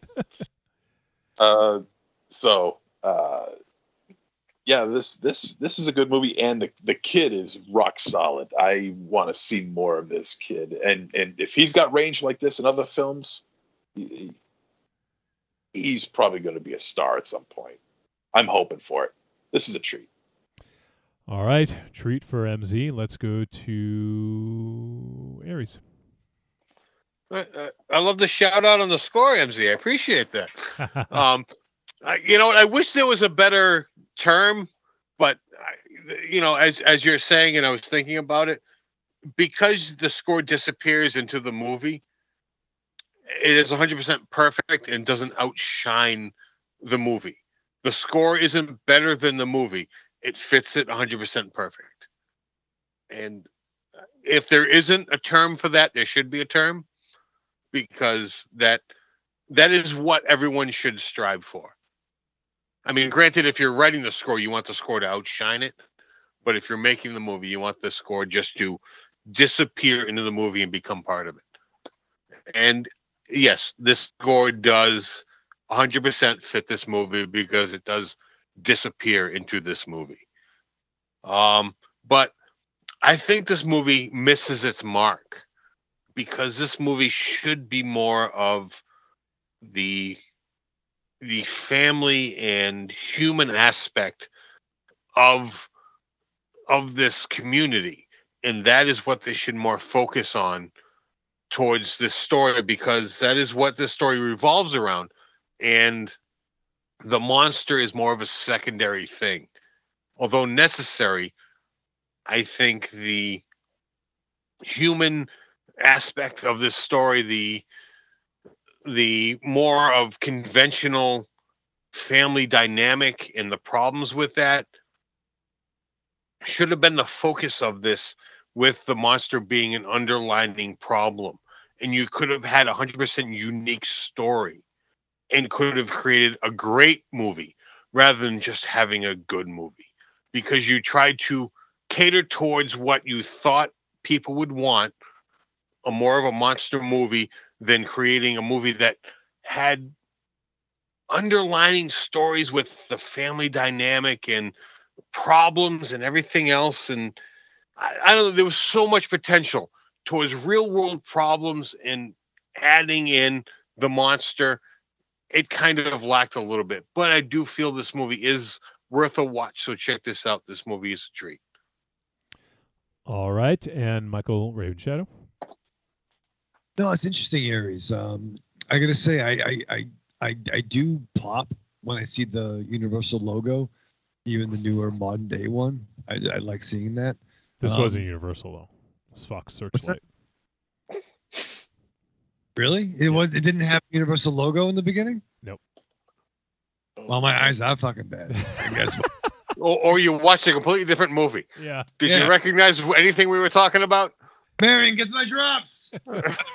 I gotta take my. Do you have Noxzema in your eyes or something?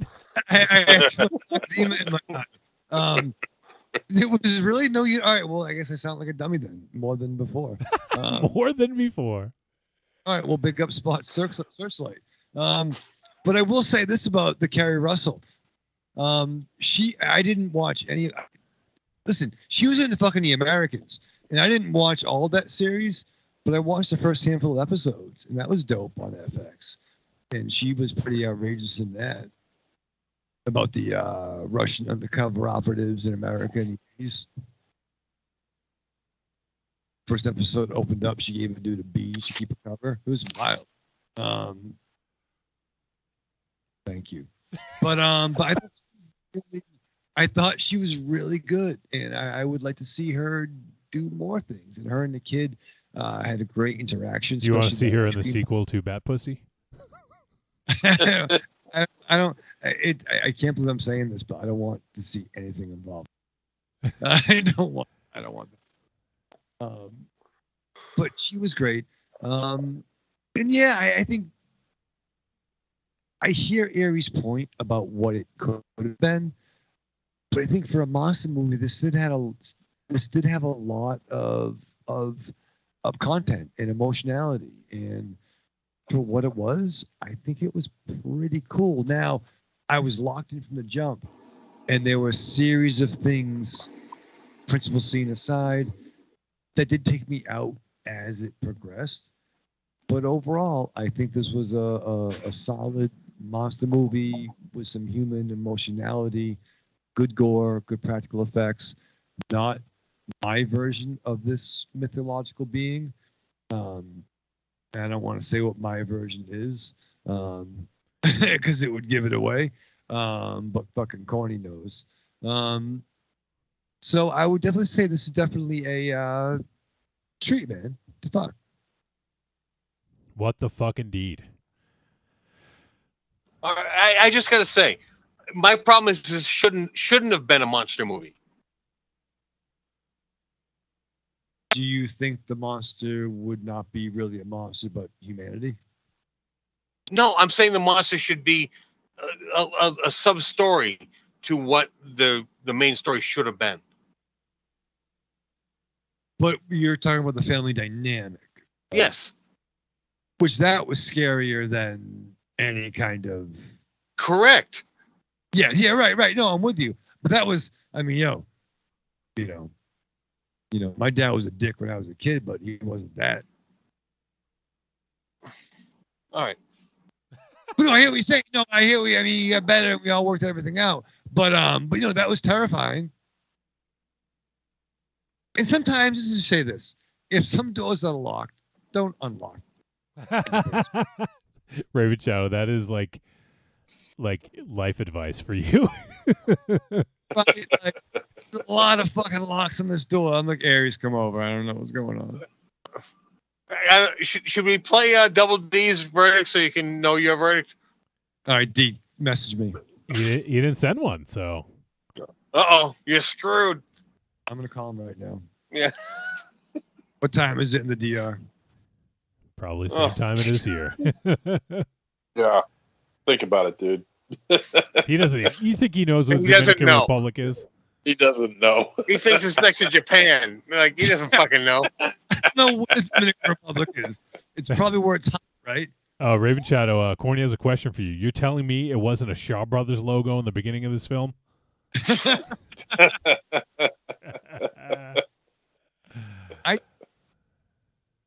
Marion. Oh, Double D says it's a treat. It's a treat, Raven Shadow. He says. Thank you, baby. That's what I said. Get my back. He sent it on the down low. Sent it right to you. Evil Corny says, I felt that shed scene. Yeah. That shed scene, I think, was pretty well done. Although it was getting a bit monotonous. I'm like, don't go near the fucking shed. All right. So, treats so far. Now let's see if we can finish the what is it? What's the quad version of a trifecta, Raven Shadow? Quadfecta? Wait, quadrophenia. Quadrophenia. All right, so yeah, I think for me the performance of Lucas, played by Jeremy T. Thomas, I think really carried this film, and I thought he was exceptional. Really, really great performance, and it was kind of a varied performance, and like it. Well, I will say it was a little one note. That's not a bad thing. But he had this sadness and this depression to him, and this weight.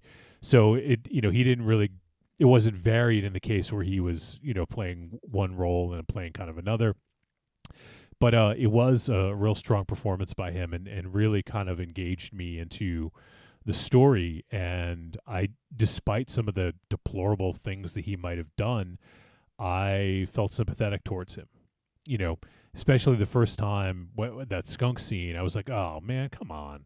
But then when I found out, what caused him to do that, I was kind of like, okay, well, I get it, bud. You gotta do what you gotta do, I guess. So I kind of understood, and I felt some sympathy for the character. And as MZ had called out, the monster effects were phenomenal, really well done. Especially like the main monster and some of the corpses that they showed, just real well done. And I think that they did find a nice balance. I do get what Aries is saying. I feel if they had gone in that direction, it still could have been a finger quotes horror movie, because some of that shit's downright fucking scary. But I feel like we would have been deprived of some of the monster stuff, which we did get, which was effective. So I feel like it towed the line fairly well for me. but I can see how someone might want one of the other more, more of one over the other. So I get that. But yeah, overall, this is a treat for me. I dug this, and it had a bit of a sort of folk fairy tale feel to it, but not the kind you'd expect from a Guillermo del Toro film that he directed. This doesn't feel like Pan's Labyrinth or even really like any of his other films. Not that anyone said that it was going to be, but it's not quite as fantastical as those. But it is just a solid picture. So if you guys want to check out Antlers, it is currently available on VOD. You can check it out. And hopefully you guys dig it. But sounds like we got all treats around the board here. So that'll do it for our discussion of Antlers. We're going to just roll right into the next one, Raven Shadow. As we always do. And next up... Before we continue to roll through, yes. I am having some audio issue. Could we try to replay? Is anyone else having audio issues? I see MZ, your camera is a little pixelated. Are you having audio issues as well, MZ? You guys cut out every now and again, but other than that, we should take a break. How about you, Raven Shadow? Are you having any issues? No, but we should probably yeah, well, I appreciate your honesty. Is the weather okay up there? You guys having storms or anything?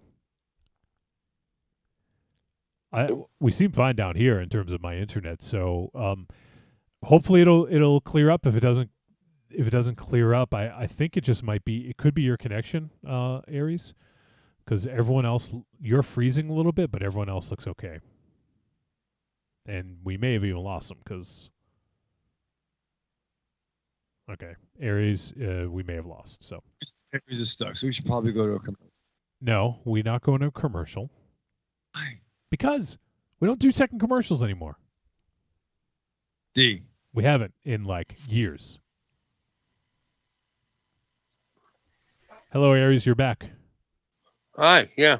Did you cancel out or did you get forced out? Everything froze up on me, so I hung up and tried to reconnect. Oh, well, look at you. You look fine now. Do we sound yeah, better? I'm all pretty and no one's glitchy. And okay. Yeah, we actually realized it was probably just you because everyone else seemed to be okay. So I think we're good now. Sorry, Raven Shadow. The fuck, bro? All right, so let's move on. We're going to talk about the next film, and that film is Knocking. The original title, Knockningar. Knockningar. Can you say that, Raven Shadow? Knockningar. You sound like a fucking Mars Attacks alien.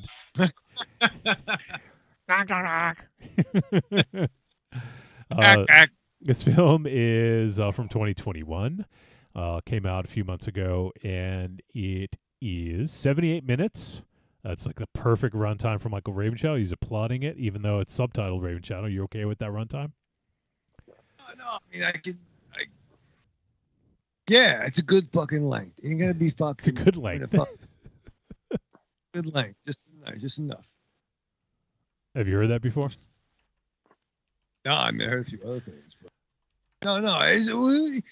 Why is it gonna be so fucking time consuming? What? All right. Anyways, so Knocking is a horror thriller directed by Frida Kempf and is written by Emma Brostrom, based on a novel from a Johan Theorin. And the film stars Cecilia Miloko, Albin Grenholm, Ville Virtanen, Krister Kern, Charlotta Ackerblom, and Alexander Salzberger. And the synopsis: a woman leaves a psychiatric ward after a nervous breakdown, only to start hearing mysterious knocking sounds in her apartment. All right, so Knocking. I've seen this one pop up on some best of lists, so wanted to get this one in. We almost did it a couple months ago, but Oh, I think Aries just gave away his verdict. Now, mind you, I did this for Antlers too. I'm just saying that. I'm just Okay. getting comfortable. That's all. And in the film, we start off with a scene on a beach, and we have the character of Molly, who's the main character, and she is with looks like her partner, and her partner goes off to go for a swim, and then Molly is just kind of laying down on the beach on a blanket or a towel, and then it kind of cuts. After that, it cuts away. And then 1 year later, Molly is in a psych ward. So we don't quite know what happened to get her there. And we can only assume that maybe it has something to do with her partner. Something happened or something along those lines. That's sort of what we're left at. And she's getting out of the psych ward, and she's going back to real life. And she's getting, she has an apartment she's moving into, and all this, and it's a very simple setup. Once she's in the apartment, she hears knocking, and she thinks it's the upstairs neighbor. So she goes and talks to the upstairs neighbor. He's like, "It's not me." And then she basically confronts all of her neighbors, thinking that it's them. And turns out maybe it was, maybe it wasn't, but there's something else going on here. And this one definitely deals with some similar themes, but more about the sort of like repressed trauma end of things. And I think it's kind of an interesting examination. This is sort of like a kind of character study, I guess you could say. I know we mentioned that in Antlers, but this is kind of a character study on Molly, who has been in the psych ward for what seems like a year and is now getting out and getting back to real life. And it does seem like maybe she never really overcame whatever trauma she was dealing with. And she's just kind of playing up that she's fine, But there's also maybe some other stuff going on here where maybe she's hallucinating or seeing things that aren't quite there. So there's an element of that as well. So, all right, well, let's jump into this one. And Aries, do you want to talk first on this one? Yeah. No, not really. All right, you don't have to. You know what? I mean, it's just, let me lay my cards on the table. Yeah, I watched this movie. I don't recall much of this movie. I'm sorry. This movie did little to nothing for me. That's fine. Everyone approaches these things differently. No. And I'm not saying that, if you enjoyed this movie, you're whatever. When this movie got done, I'm like, what? Like, I was questioning, like, did I just watch something? Like, maybe you hallucinated the movie. I did something. I don't know. Maybe someone slipped something into my iced tea. I don't know. In your Irish whiskey. No. I had iced tea when I watched this. I try to remain clear of mind when I watch the movies. Aries gave him movies. He roofied himself. Oh man. So okay, well, Aries doesn't remember much. So there is my reason for probably remaining silent for most of this discussion. Were your pants down around your ankles when you came to? Jesus. Are you implying my wife may have violated me while I was watching this movie? Yeah, your wife, your dog. Who knows? Oh my God. Jesus Christ. The dog did seem kind of happy this morning. I don't know. Jesus.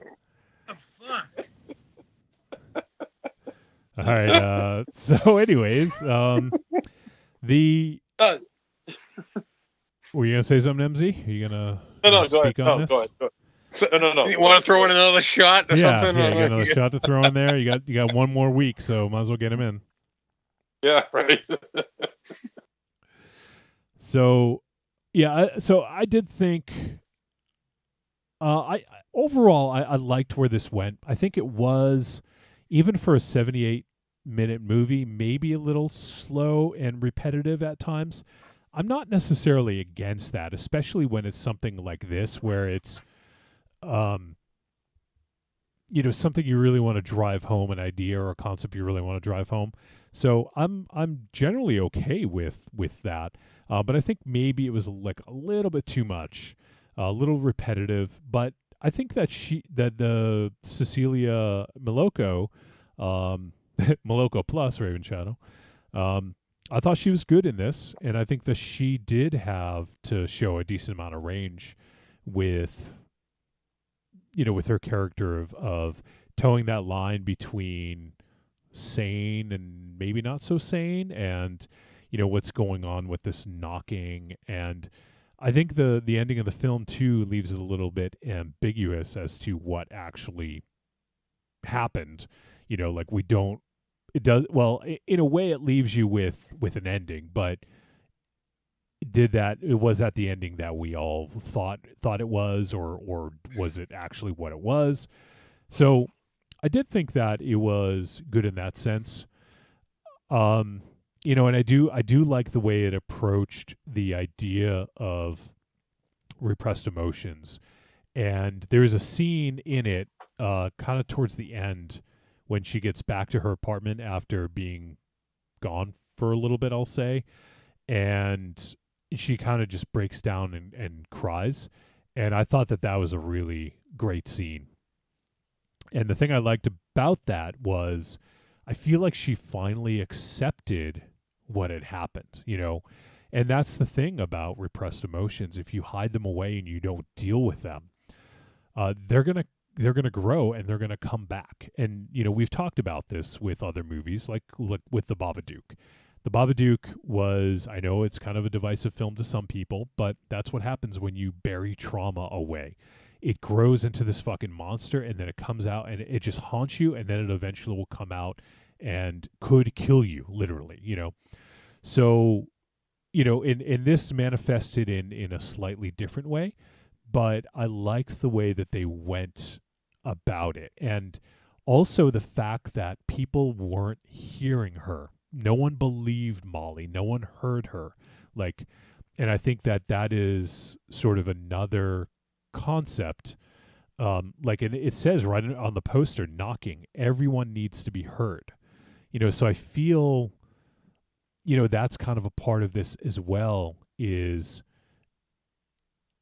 and this is especially true of women, and and speaking to like the Me Too movement and other things like that, where women aren't heard. They speak, but maybe people don't listen to what they actually have to say, but if you stop, listen, and you're present for what they have to say, you can really kind of digest what's going on, and maybe help this person, or help them find some help, or whatever, so I think that's also kind of an interesting angle that they took this.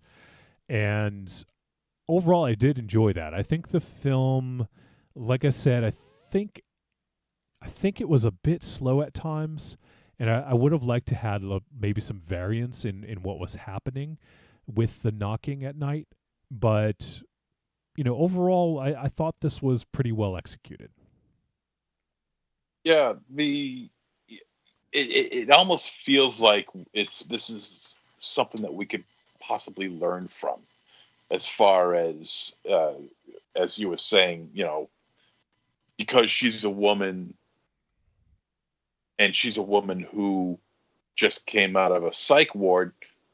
Nobody's going to believe a word she says. Nobody's going to listen to her. And I think, it's an important, for lack of a better term, lesson that I think the filmmaker is trying to give to us. And in that regard, this movie should absolutely be seen. If this is the only takeaway you get out of that, then this movie should absolutely be seen. I like how we, as the audience, are pretty much in her shoes, because she doesn't know. She doesn't know whether what she's listening is real or not. Therefore, we don't know if what we're listening to is real or not. And It also, could be real. let me add to that, MZ. We also get a lot of,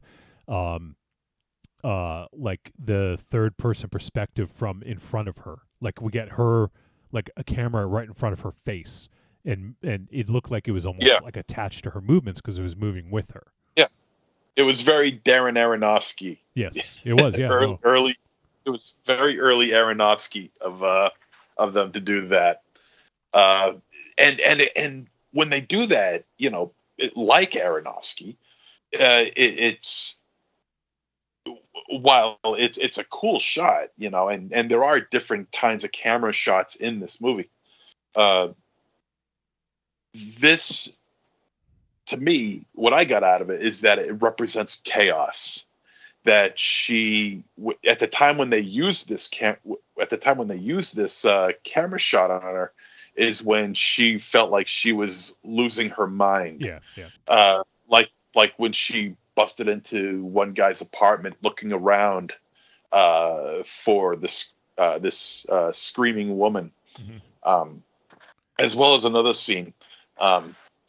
It just represents chaos, much like early Aronofsky, like in movies like Pi, where he used it in Pi. Yep.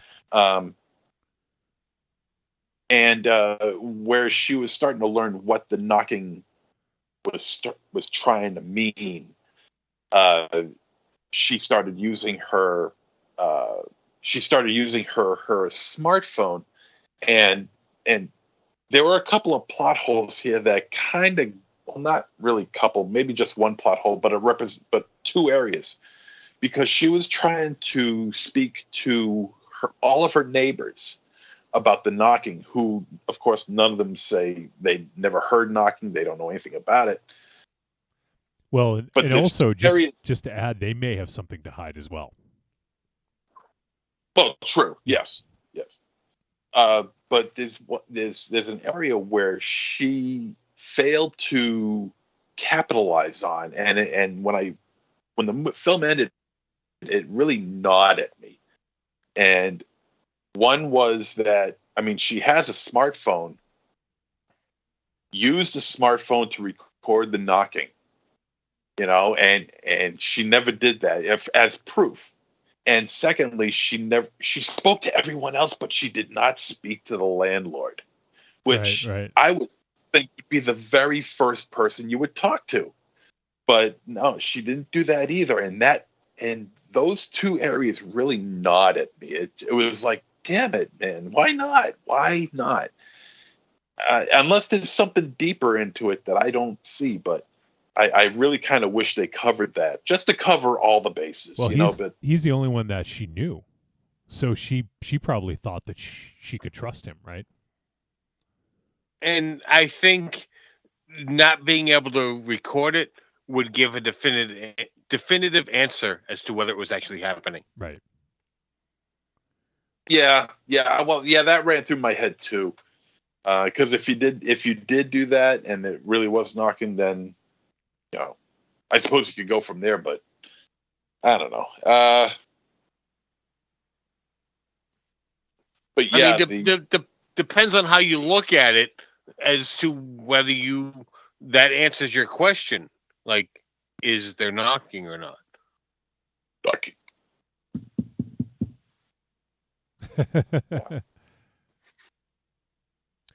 Yeah, and the knocking kind of morphs into cries, like we hear, and it's not a spoiler because it happens somewhat, or like maybe midway through, we hear like, a woman who sounds like she's in danger or trying to get out of something or whatever, So, there's that, and no one believes her. Like she's gone to the police, and no one believes anything she has to say. Yeah. Yeah, and I like the fact that this is a almost like a silent movie, because there's very little dialogue. There's very little dialogue and even less of a score. Score I did pay attention to, and there's even less of that. This movie is all set with mood and ambiance. and the kind of mood and ambiance that apparently this particular character of Molly is completely immersed in. So there's a certain type of claustrophobia attached to it as well, because she's just in this little apartment. But she's trying to figure out the knocking. She's writing on the walls, and the supervisor's getting all pissed off at her and shit. Yeah. but the tone of this movie, much like the tone in Antlers, it's very low key, very low brow, very subtle and laid back. It's a very sort of a minimalist film, really. But it's that overall ambiance and tone that she's immersed in that just gives this movie a really claustrophobic feel. And stuff that we don't know if she's hearing or not. There's stuff that we don't know if she's seeing or not, because remember the scene where she's looking at it's either across the street or across the way, and she sees a guy on a ledge outside of his apartment on his trellis. Yeah. So it's all a question of whether or not is she hearing things, but is she also seeing things? Because she does a whole search. She does a search mission and trying to find clues to where about the knocking and what it means and who is doing the knocking and all this other stuff. But yeah, and of course nobody believes her when she provides that proof, or she mentions it anyway. Yeah. But this movie's all about the mind and what kind of state her mind is in. Well, I do want to read one thing here because I think this puts it pretty eloquently. This is from a review by Monica Castillo, and it says, while the nonstop sound of knocking is its own unnerving type of horror, many things trouble Molly. She's haunted by her past and uncertain about her present, regularly telling her concerned therapist that she's okay when she's struggling. It's a shaky reassurance. Her eyes notice clues like a scrawled cry for help in the elevator or a couple fighting outside her building, and these signs become confirmation of her suspicions. Then when she goes to get help or take matters into her own hands, it feels like she's not believed because of her previous mental illness and because others think she's a woman imagining things, which, we hear a lot. Like, that's gaslighting. Like typically a guy or not just guys, but other people will, if a woman is saying something, oh, well, you didn't see that, or that's not like how it was, they're just not believed.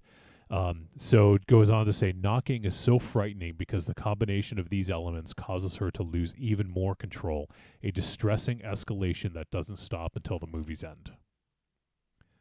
So while she's dealing with this trauma and assuring herself that she's okay, she's spiraling even further because no one's believing her and people just write her off. I do think that there's a lot going on here, and actually, MZ, I think that's a really good observation to call out Pi, because this does kind of feel. Pi is a movie, when I first saw it, felt very claustrophobic. And I think that we get a lot of what's going on in the psyche of the main character in this as well. So I haven't seen Pi in many years, but I do agree that this is pretty similar in some sense. And I think it does show a really interesting director, and I would really like to see more from the director Frida Kempf, because I think that there's a lot of talent on display here. And just being able to tell this story, despite maybe having some not necessarily missteps, but some things that I didn't necessarily agree with in terms of the pacing of the film.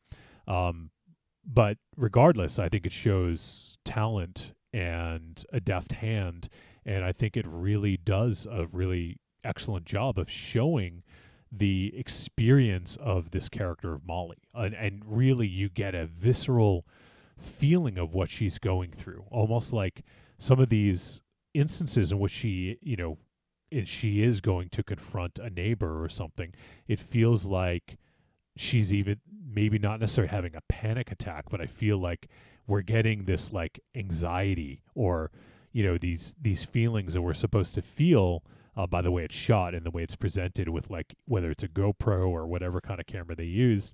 I think that really highlights it really well. So yeah, I agree with that. I think it's a good. I think that's a good comparison. Thank you. So Ravenchild, you got to step up with the comparisons once MZ's gone. Oh man, my comparison is, rapping at my chamber door. Fucking Telltale Heart like a motherfucker. Telling you to knock it off.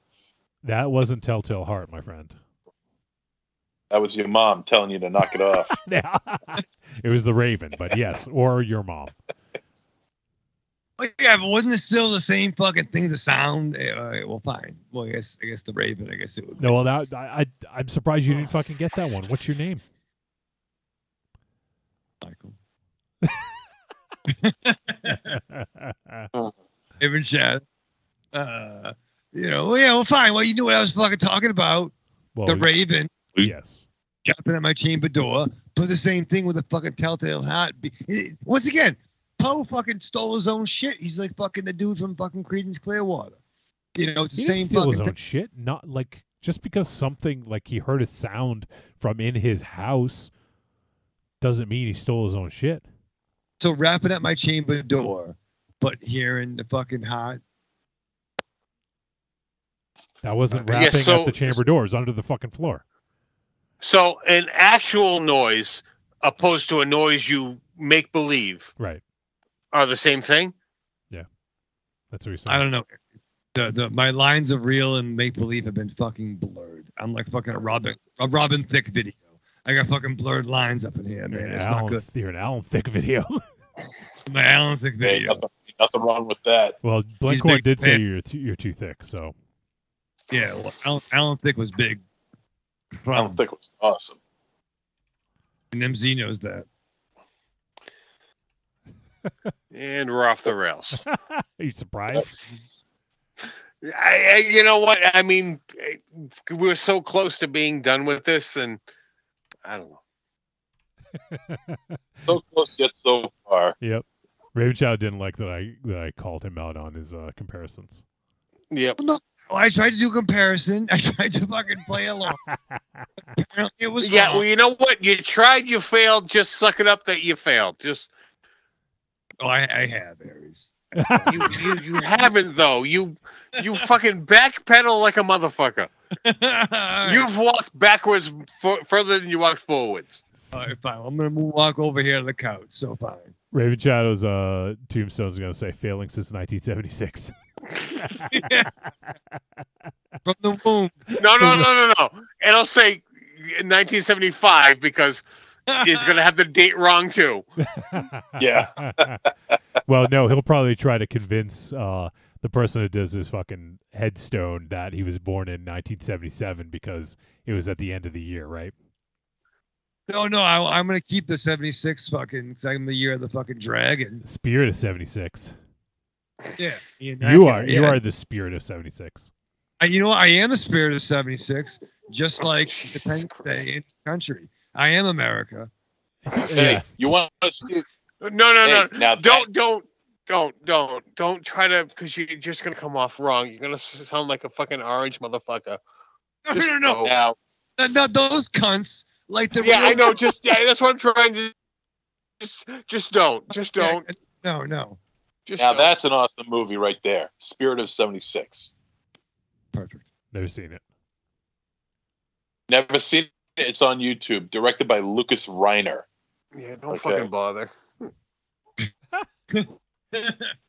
Is related the to great not Rob. Yeah, related to Rob Reiner. Yes. Yeah, did he fucking direct Spinal Tap? I don't think so. It is. Because Carl Reiner and Rob Reiner are in it. All right, okay. Just because he's in it doesn't mean it's a good movie. Oh, yes, it does. I don't watch crap. Hello, Mr. DeBerge. I'm sorry. Did you just say you don't watch bad movies? That's right. Says the I'm guy sorry. who brought Black up Knight? Bat Pussy. Yeah, Black Knight. That's all I'm going to say. You've suffered through that multiple times out of choice. MZ had the opportunity to make us watch Butt Crack, and he didn't take it. I'll make you watch Bad Pussy. How do you like that? Well, it's too late now because we have You our missed movies. your opportunity. Yeah, we have our movies for next week. So Raven Channel is like on the down low. Like, please let us. Please, I want to watch it. I want to watch it. Raven Shadow, you can watch it on your own. Just fucking watch Bat Pussy and be disappointed all by yourself. I don't. Don't even watch by it with himself. Marion. Yeah, don't even watch it with Marion. Just save her that misery. Just be disappointed by yourself. Well, first of all, I have no problems with being disappointed by myself. all Yeah, right? I know. Bring it back to high school. Just be disappointed by yourself. Thank you for. I was going back to Tuesday, but you can go back to that. That's good. Let's take it back further. But yeah, no, I don't. I just want to watch Hawkeye, dude. Then it's done. Did you finish it? No, but I gotta watch fucking Bat Pussy now. Oh, you haven't finished Hawkeye yet? Should I spoil it for you? Spoil it. No, I'm just kidding. Yeah, let me get to. He dies. He probably does now, and you don't even know that. Oh, I'm gonna feel like an ass if he actually does. It's a dick move. Wow. Dick move. Fuck, that's a fucking dick move, bro. Yeah. Oh man. Were we still in the movie review? I don't Yeah, well, yeah, wait, did we didn't do the verdict yet, did we? I don't recall. All right. Let's make you turn back to knocking now. Yeah, all right. Let's go back to knocking. All right, so let's knock it off.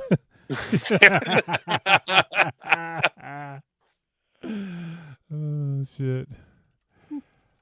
All right, so let's do the verdict on this one now. Trick or treat, baby. I wonder if people would say you're a trick or a treat. Trick or treat, motherfucker. All right, verdict time. Monster Zero is going to tell you whether knocking was a trick or a treat. Any final thoughts you may have? When you separate it with the context, the last film Antlers and this film are so similar. When you take out the context, it's very low key, high on ambiance, high on tone, and very little going on, with the exception of a few things here and there. It's incredible how similar these two films are, and they were just picked, just by chance. But this is a good movie. It's a slightly flawed film. I think the performances here are pretty solid. I think the one who played Molly had a lot to carry on her back, and I think she did a rather splendid job of pulling it off. A couple of plot holes here and there, but nothing overly serious. It is another character study in mental illness and what it does to people in this particular character. The ending, I don't know how I feel about it. I have my own theory as to what it could be. There are various avenues which it could go down, but I don't know. I'm a bit torn by the ending. I feel like there is an ending there, regardless of which ending you choose, or there might not be an ending there at all. I don't know. I'm kind of there is torn an by ending. that. Oh no, there is definitely an end. Yeah, I mean, it has to end at some point. But anyway, I think the whole idea of us taking this ride with her, and we're on the edge of our seat just as she is. Not only do we, sympathize with this character, but we also question her as well. So we're on both sides of the aisle when it comes to this character. So we don't know what to think or what to believe or who to believe or not to believe. And that makes it interesting. But it is slightly flawed. It ain't perfect, but it is a worthy film. I'd say this is a treat. All right. Let's talk to Aries and see what he thinks. Oh, God. As MZ was talking, I was trying to remember something positive I thought about this movie. And then I realized if I have to struggle to find something positive in this movie, why am I wasting my time? This movie just drags on and on. Had a potential for a story, and it is just so monotonous of nothingness. I can't even there's nothing there to even bash. I don't know, don't even waste your time. There's barely anything of a story involved in this. Just watch anything else. This movie is a trick. Watch anything else. Jesus. I'm sorry. All right, let's hear from Raven Shadow. I'm somewhere in the middle between MZ and Aries. I do like Aries. Wow. Yeah, way to pick a stance. Yeah, well, Double D didn't send in a review, so he's got to go between you two. DIM me, bro. I like your car selfie earlier today. But no, I mean, it wasn't as good as Knocked Up. It wasn't as good as, what was the Keanu Reeves Knock Knock? Knock.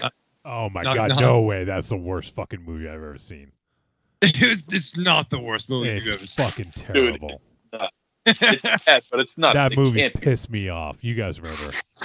That movie fucking pissed me off. Are you Jeff Jarrett? Yes. Knock, knock. You pissed me off. Slap nuts. Slap nuts.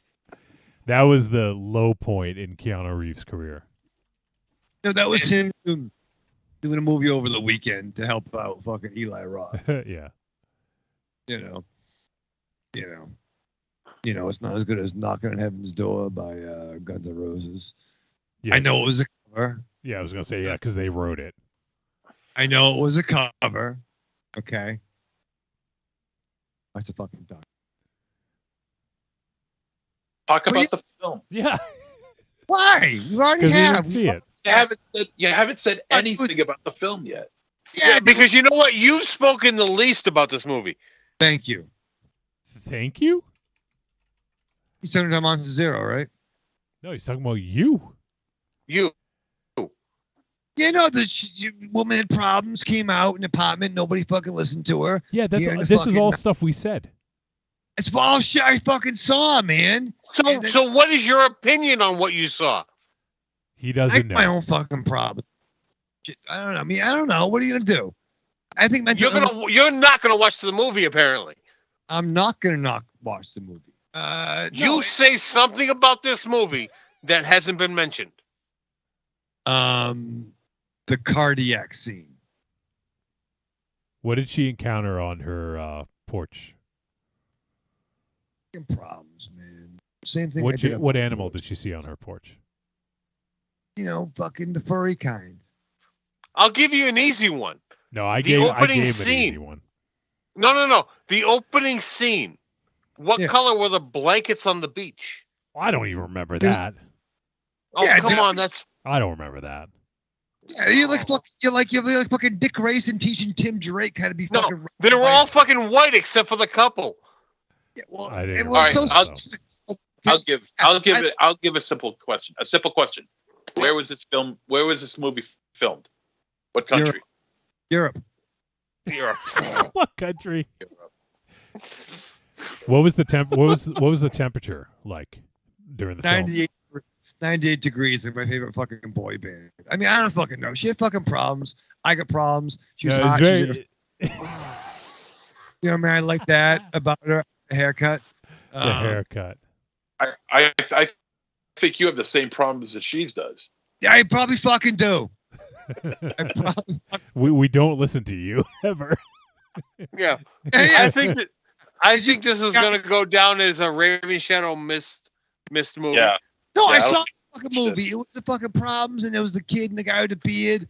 Didn't everyone know? And there was a guy fucking with problems and the guy with the beard. Yeah, I mean, it was fucking subtitles, and I'm taking the dog out. The fuck?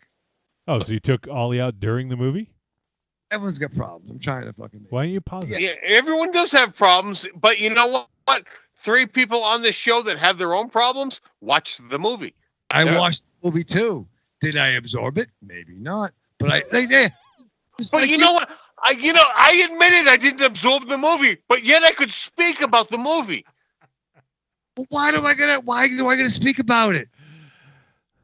Because that's what we fucking you're on do. A podcast about movies. No, it's Do you not understand? This is a discussion about movies. If you can't discuss movies, we are discussing movies, and it's about hope. Okay. Maybe I should stay. Please, MZ, please. Yes. Please. Save us. I'll give you $10 a week. He's gonna have to talk a quarter of more of the time when you're gone. Whatever. She had problems. I got problems. I can relate to her. She's come to the blackout back. Maybe you should be in the psych ward. Yeah, maybe I should. Maybe I should be. They wouldn't return my calls. Fucking calls. Return my calls. No, I left a message and they were like, click. Perfect. Double D says, I think I knocked off a pint of Mama Juana watching this movie. Good Lord. Damn. Should we mention the line above that one? Oh, he says, I agree with Aries. I missed that. Yeah. Oh, yeah, no, I did not miss that. Okay, he says, this is a trick, Raven Shadow. Okay, so he does say that. It is a trick. Thank you, D. That's not you didn't fucking know. You were... Jesus Christ. There's problems at the beach and the fucking problems and the subtitles. Yeah. Problems and subtitles. Yeah, tepid treat. You know what I mean? What are you going to do? Tepid treat. Oh, my fucking God. MZ, do you see what you're leaving us with? How do you manage to live so long? Oh, now we're fucking roboting. It's all your fault, Raven Shadow. Yeah. It's all Monster Zero's fault. All right. All right, let me speak on this, I guess. So, for me, this film was I'm going to go with a treat. I liked more than I didn't like. Like I said, I think that overall the 78 minutes actually felt a little long at times, but generally I liked what was done with this movie, and I liked the claustrophobic feel, and I liked the way it was filmed, the way it was presented, and some of the themes that are present here. So, yeah, for me, this is going to be a treat, and if you want to check out Knocking, it's available on VOD. You can check it out. And that's going to do it for our discussion of Knocking. Now, next week, let me go ahead and pull up the list of films for next week. It is the last December double feature Cram Jam, and it is the last episode of the year, and it is the last episode with Monster Zero, as Raven Shadow gives the double birds again. Raven Shadow, have you ever seen, I don't remember, have you seen Flood of the Conchords?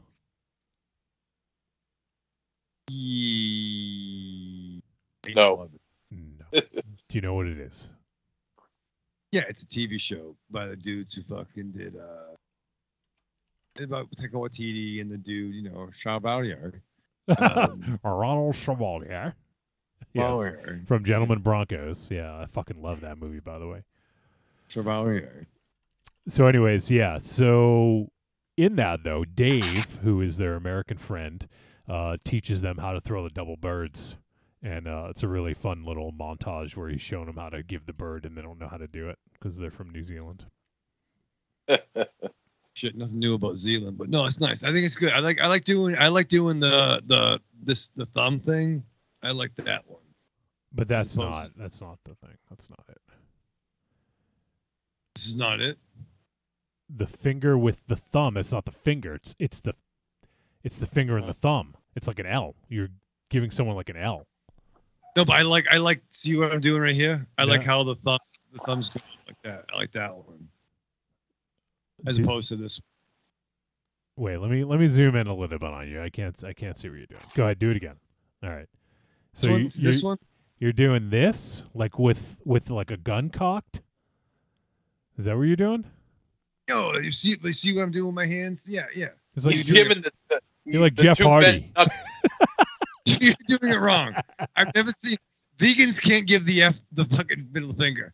I don't know. I'm trying to do it like you. I'm trying to do it like you. You're not doing it right. No, you're not doing What is this? It looks like this. Can you look at me? Is this what you're doing? No, because you're doing some weird like high five thing going on. Is it like this? You don't put the thumb out. Your thumb goes in.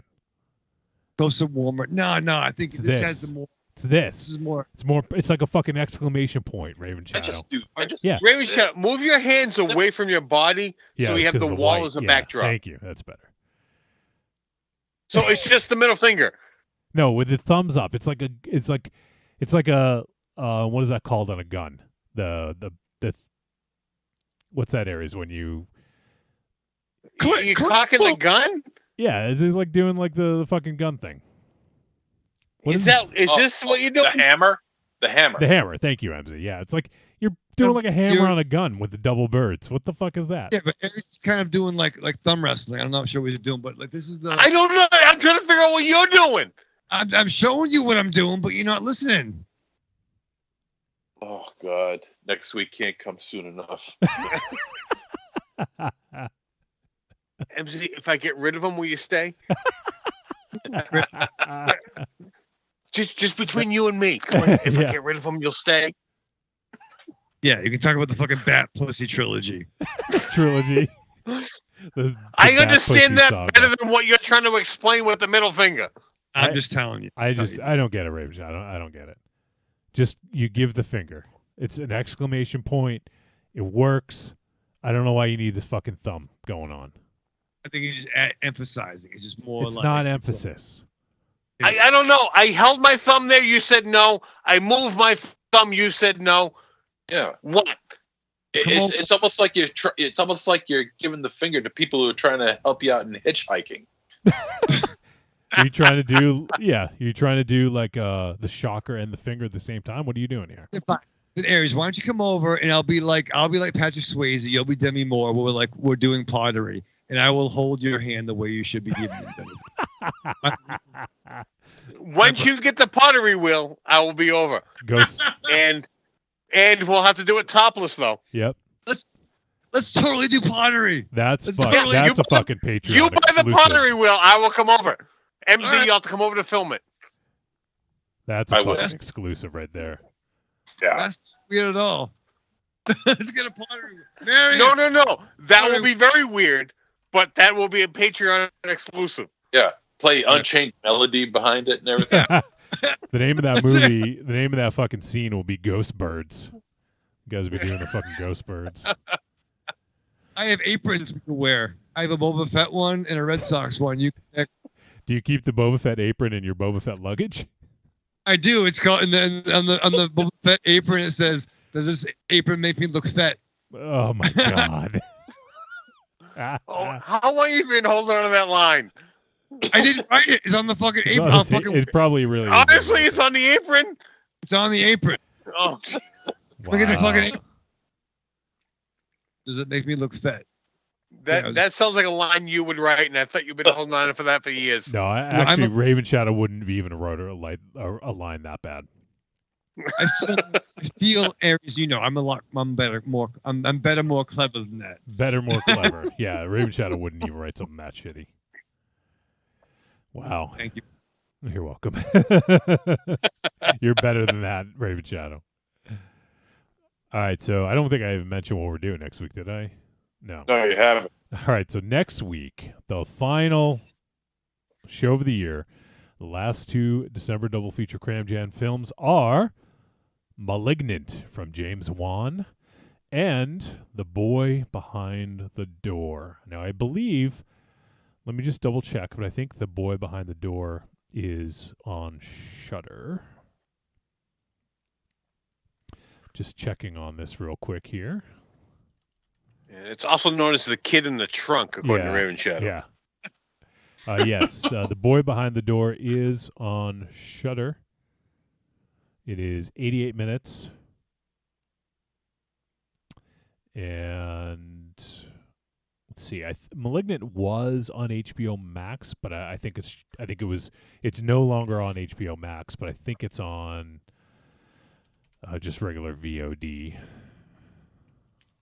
So I'm just checking on that. Watch Malignant. Let's see here. How can we watch it? You can rent or buy it from Amazon. Yeah, so I think it's just VOD right now. So if you didn't catch it on HBO Max, it's on VOD. So there you go.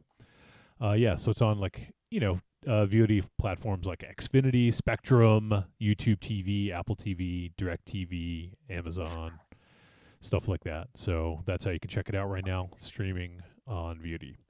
The Boy Behind the Door is on Shudder, and Malignant, if you haven't seen it yet, is available on VOD. All right, so that's the last two movies of the year. We're going to check those out. If you guys have any thoughts about those films, feel free to send them our way. Podcast at trickortreatradio.com. And if you have any thoughts, any final parting thoughts for MZ, something you wanted to tell him, did he introduce you to something you really dig? Did he make you laugh? Did he make you cry? Did you almost pass out from laughing at one of his jokes? Let us know. Send a voice message to us, podcast at trickortreatradio.com, and we'll have a celebration of MZ's life. As he's gonna be dead to us after next week, so it'll be a 30-minute show. All right, so we do have two voice messages. Let me just make sure we didn't get any others in the time in the last hour. Nope. Okay, so we got two. First up, let's hear from Evil Corny. Hey guys, I hope you all have a Merry Christmas. Doesn't really feel like it's been a year. Next week it's 2022, but time just seems like it's been flying by. With the movies this week, really last week too, I really liked Advent Calendar. I'm giving that a treat. Really enjoyed that. I probably watched it a couple weeks before y'all had it scheduled. Seder, I didn't really care for that film at all, so I'm going to give that a trick. On this week's films, with The Knocking, I just thought it was an okay film. It seemed, I kind of heard like a spoiler-filled podcast for Zombie Girls on this. Overall, I just think it was an okay film, so I'm just going to give that a tepid treat. And Antlers, I saw this a couple months ago in the theater, and I overall love it. I can't wait to own this on Blu-ray, and I'm giving that film a treat. And I'm a fan of Carrie Russell, so I liked her in Felicity. Me and Raven Shadow are the only two guys I actually watching that show. And also, she was in the FX series The Americans, and I thought she had a pretty good part in that show. But I'm a fan of Carrie Russell, and she's a 76er like me, Wolfie, and Raven Shadow too. So she's our age. I think that's kind of cool. But you all have a good one, and have a Merry Christmas. Evil Corny out. Oh, no shout out at the end. I was a little surprised. All right, Corny, good to hear from you, buddy. Thanks for checking in and giving us your thoughts. And he dug Antlers, and seemed like he was a little lukewarm on Knocking, but generally thought it was a treat. All right, and for our final voice message of the day, we are going to check in with our good buddy, Arkham Josh. Hey, Trick or Treat Radio guys, it's Arkham Josh. Just getting in a little bit of a catch-up voicemail here. Haven't been able to watch a whole lot of movies lately, but I had some time over the past couple days, and I chose to watch the two that I wanted to see the most. So first, going back to EF Contentment's Patreon Takeover show, I watched Even the Wind is Afraid. I was very excited when this came up. Probably about 15, even to 20 years ago.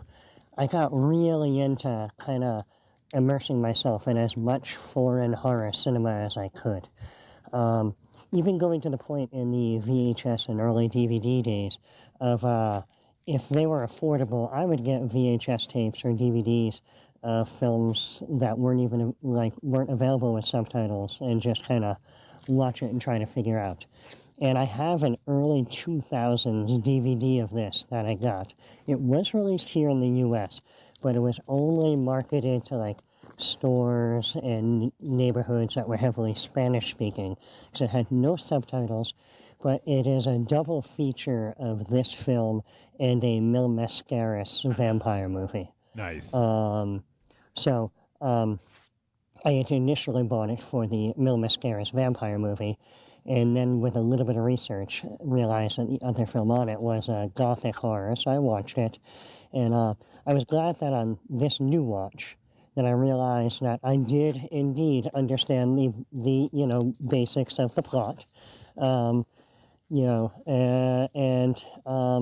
It's a good film. I quite enjoyed it. I always liked the look of the film, and the kind of use of shadow and stuff. So I am going to say that Even the Wind is Afraid is a treat and a recommend. Thanks again, EF, because I did not know that anybody had gotten around to subtitling that and that it was available anyway with subtitles. So that was a great visit. Next up is I watched Antlers, because Steph and I had wanted to go see this in the theater, but just didn't get the opportunity to. This film I thought was great. It had a good premise, had a great look, good acting, good writing. I don't want to talk too much about it because I don't want to potentially give stuff away and whatnot, but I really thought that it was a well-made film. It has some fairly impressive effect sequences, and it's a treat and a recommend. So 2 treats and recommends from me today, and I'm going to try to catch up on the other films. I have seen The Silent Partner a long time ago, and I guess I could preemptively say treat and a recommend, because I did really remember liking that. I don't think I've seen it since maybe the VHS days, though, so I do want to revisit that one and catch up on some of the other stuff you guys have been watching.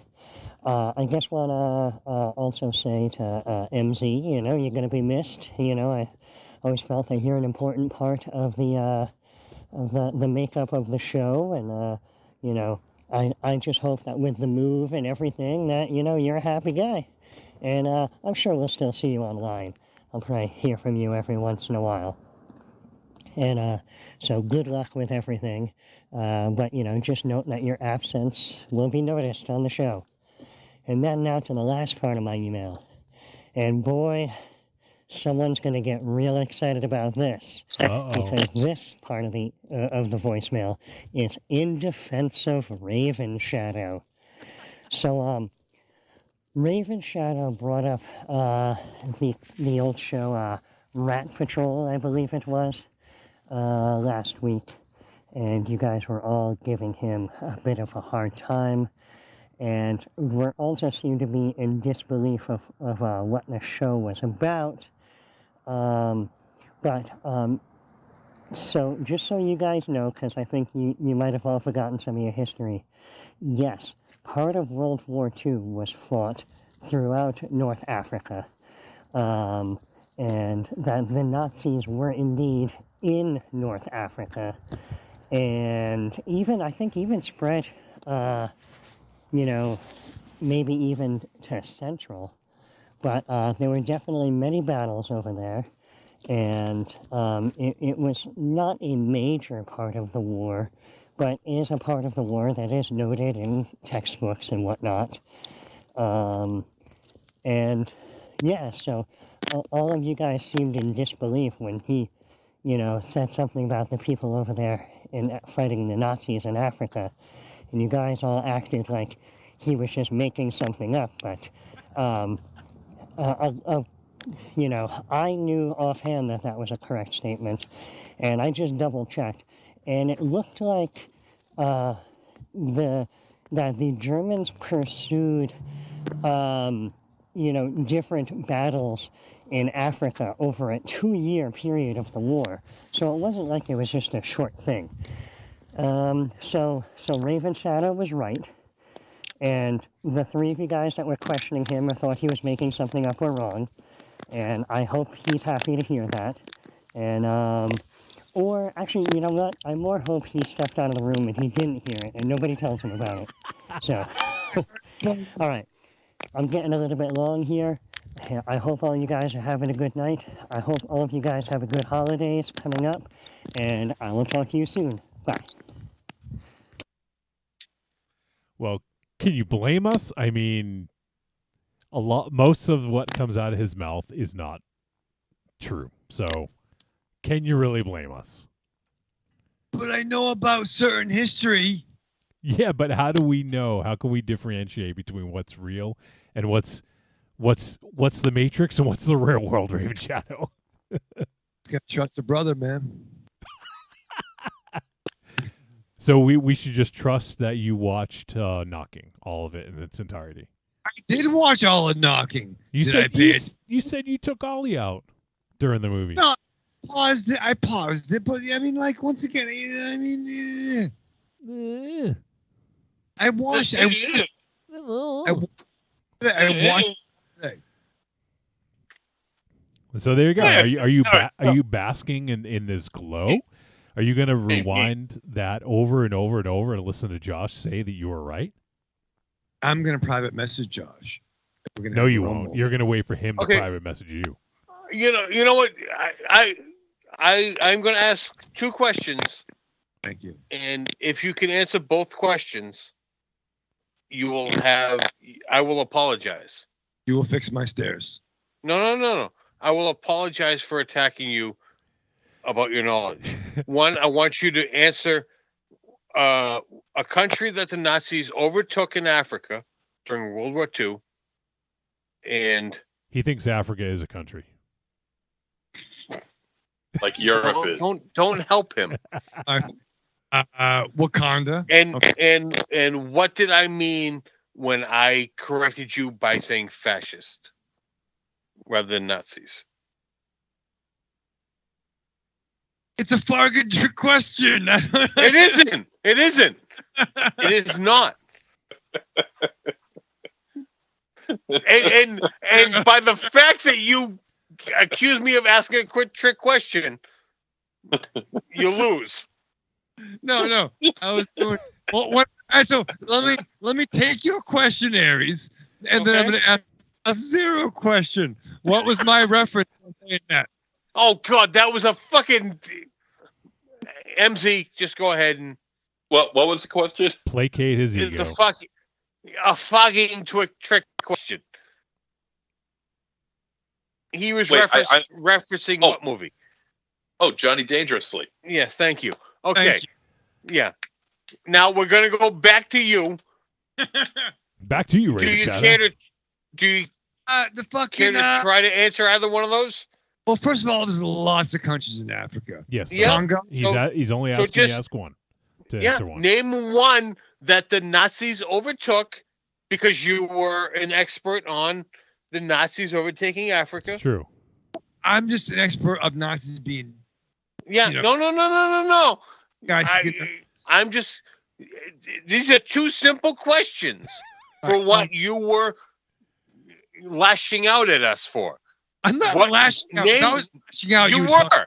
Name a country they overtook and explain why I tried to correct you with fascists.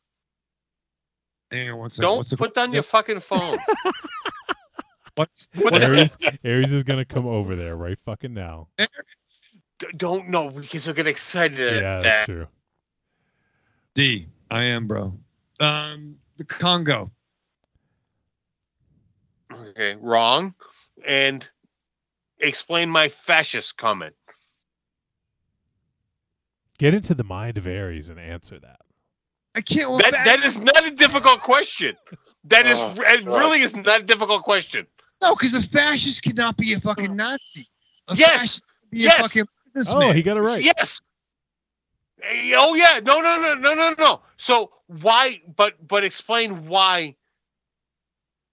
Okay. What is a fascist then? What in World War II, the Nazis were Germans. The fascists were dicks. The Italians. I'm sorry. Listen. Okay. There you go. Bravo. Listen, I've been to Italy, and the Italian people didn't love Mussolini. You know what I mean? That was wrong. And I'm still no. But you know what? You are correct in that aspect of it. Because that is my thought process, that the fascists were more of the aggressors in Africa because it was just across the Mediterranean. Yeah, but Josh is from Arkham and Rhode Island, so he backed up my statement that the fucking... No. I am not saying Josh is wrong. Thank you. But I was asking you to name a country that the Nazis overtook, and you could not do that. A lot of... I was born in '76, bro. You know. So now you're gonna play the "I wasn't around" card? Yeah. Where last week you were all high and mighty with it. But I'm pretty sure that I had your history book when I took history. Several years later. You probably did because we both went to public school. It was hand-me-down books. Yeah, it was. Don't trust what I fucking highlighted. I was stoned. Thank you. Tunisia, okay? Morocco, Libya, if I'm not mistaken. Libya, yeah. And Egypt, I think, if I'm not mistaken. Yeah, no, I believe you're correct with that one. Yeah. Okay, there might be more I don't know. But you know what's sad about this whole thing is I'm not sure of every country. So if he had just named a country, I could not argue with it. All you had to do is just name a country in Africa. You would be fine. Name a country in Northern Africa. Should have called He named a country in Mid-Africa. Mid-Africa. All right, fair. South Africa. Now, see, I know that. I know because I know vaguely the composition of Africa. I knew Congo was wrong. Well, all that you know about the Congo is that Bruce Campbell was in the first 10 minutes of that. But I know where it is.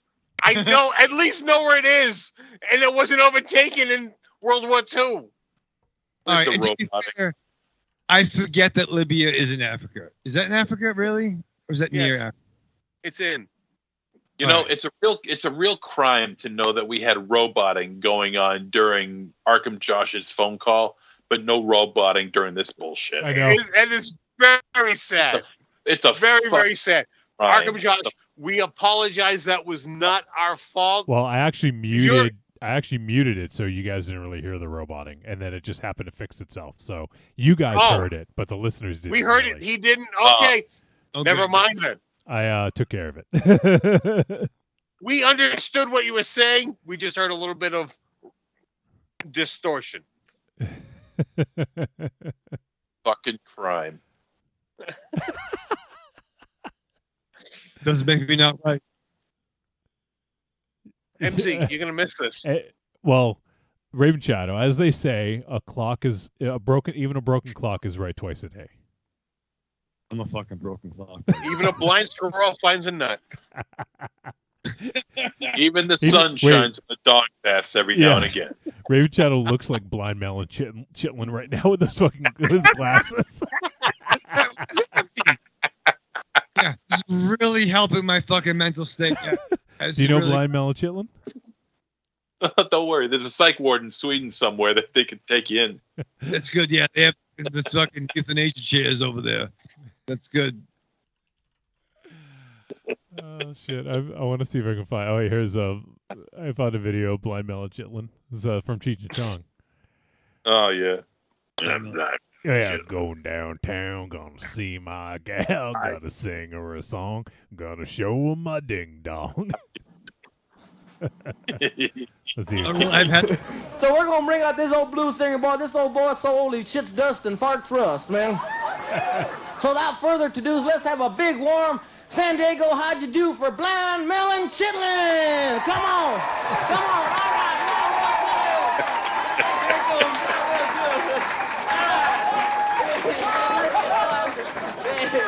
Roll up, boy, he's happier than a pig in shit, man.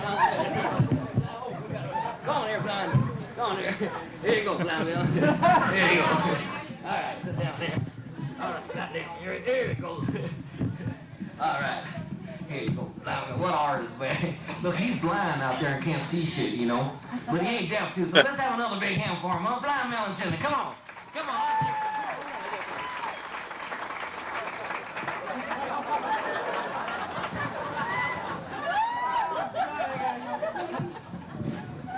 Here's Blind Melon.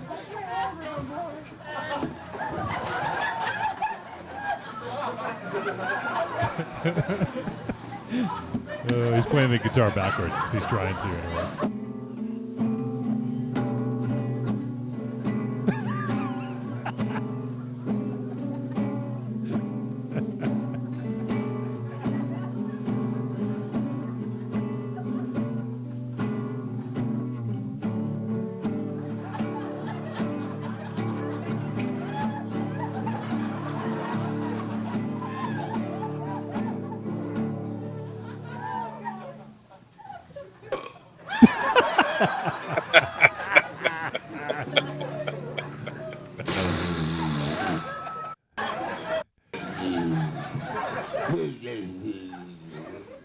Let me hear it for the band.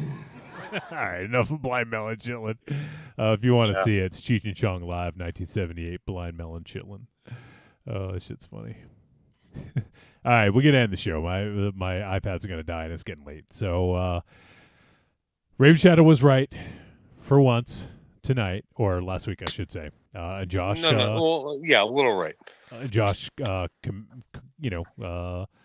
commented on it and commended him. So there you go. Thank you, Josh, for being a gentleman. All right, let's go around the room and say our goodbyes, starting with Monster Zero. Arrivederci, douchebag. Aries? Yeah, Raven Shadow was right by accident. Goodbye. Raven Shadow? Hey, listen, no bullshit. I know it's fucking shitty sometimes, so I'm off for the next 4 days. Anybody struggling, hit me an IM message, and we'll bullshit and whatnot. It's all good. So until then, live fast, love hard, survive with your mask on. That's pretty nice of you, Raven Shadow. So yeah, if anyone wants, if anyone's feeling down, you know how to reach out to Raven Shadow, or if you don't, send a message to podcast@trickortreatradio.com, and I'll put you in touch with the man. So there you have it. And also one other thing, quick. I got an email today from. Let me just pull up the email. I'm trying to see where it went. Yeah, here it is. We got an email today from our good boy John Roth. And apparently John's going to try out some streaming on Twitch, and he asked if he could use Trick or Treat Radio to play in the background. So I told him it was totally cool with us. So when John gets some info and we get his Twitch channel, we'll go ahead and let people know, because John's a good dude. He's been a Patreon supporter for a long time, and we want to kind of support that thing. So so appreciate John reaching out to us and asking, and yeah, absolutely, man, you are good to go. So first time Mike says, well, forgive me for not knowing, what does that mean, play in the background? Do you know what Twitch is? I understand. Well, I thought it was video games. Yeah, well, it's not just, but yeah. So when you play video games, a lot of times they have music playing underneath. They have constant something to listen to, because in between playing the game or talking, you kind of you want to keep people's interest. So I'm sure it's not going to be up loud in the mix. It'll be down low so people can kind of listen to it though. But that's So we'd be background noise to him playing games. whatever Yeah. he's doing. Yeah, Oh, okay. playing games or streaming or whatever. So, and finally, First Time Mike says, "Merry Christmas, you filthy animals. Love you guys." Thanks, First Time Mike. Same to you, buddy. Enjoy the holidays. And that's going to do it. So we appreciate you guys tuning in. Next week, MZ's final show. The final show of the year and the final December double feature Cram Jam for 2021. So join us next week. Please send voice messages to MZ about whatever you want. Something that he introduced to you, something he made you laugh at, anything at all. And make sure to join us next week for that. And take a look. Keep an eye on Discord. We're going to be talking about some of the stuff coming up for the Patreon stuff. So we appreciate all you guys tuning in and listening. Everyone who sent in a voice message, everyone who tuned in live, and for everyone who listens to the podcast. We appreciate all of y'all. And everyone have a safe and happy holiday and come back to us next week. All right? We'll see you then.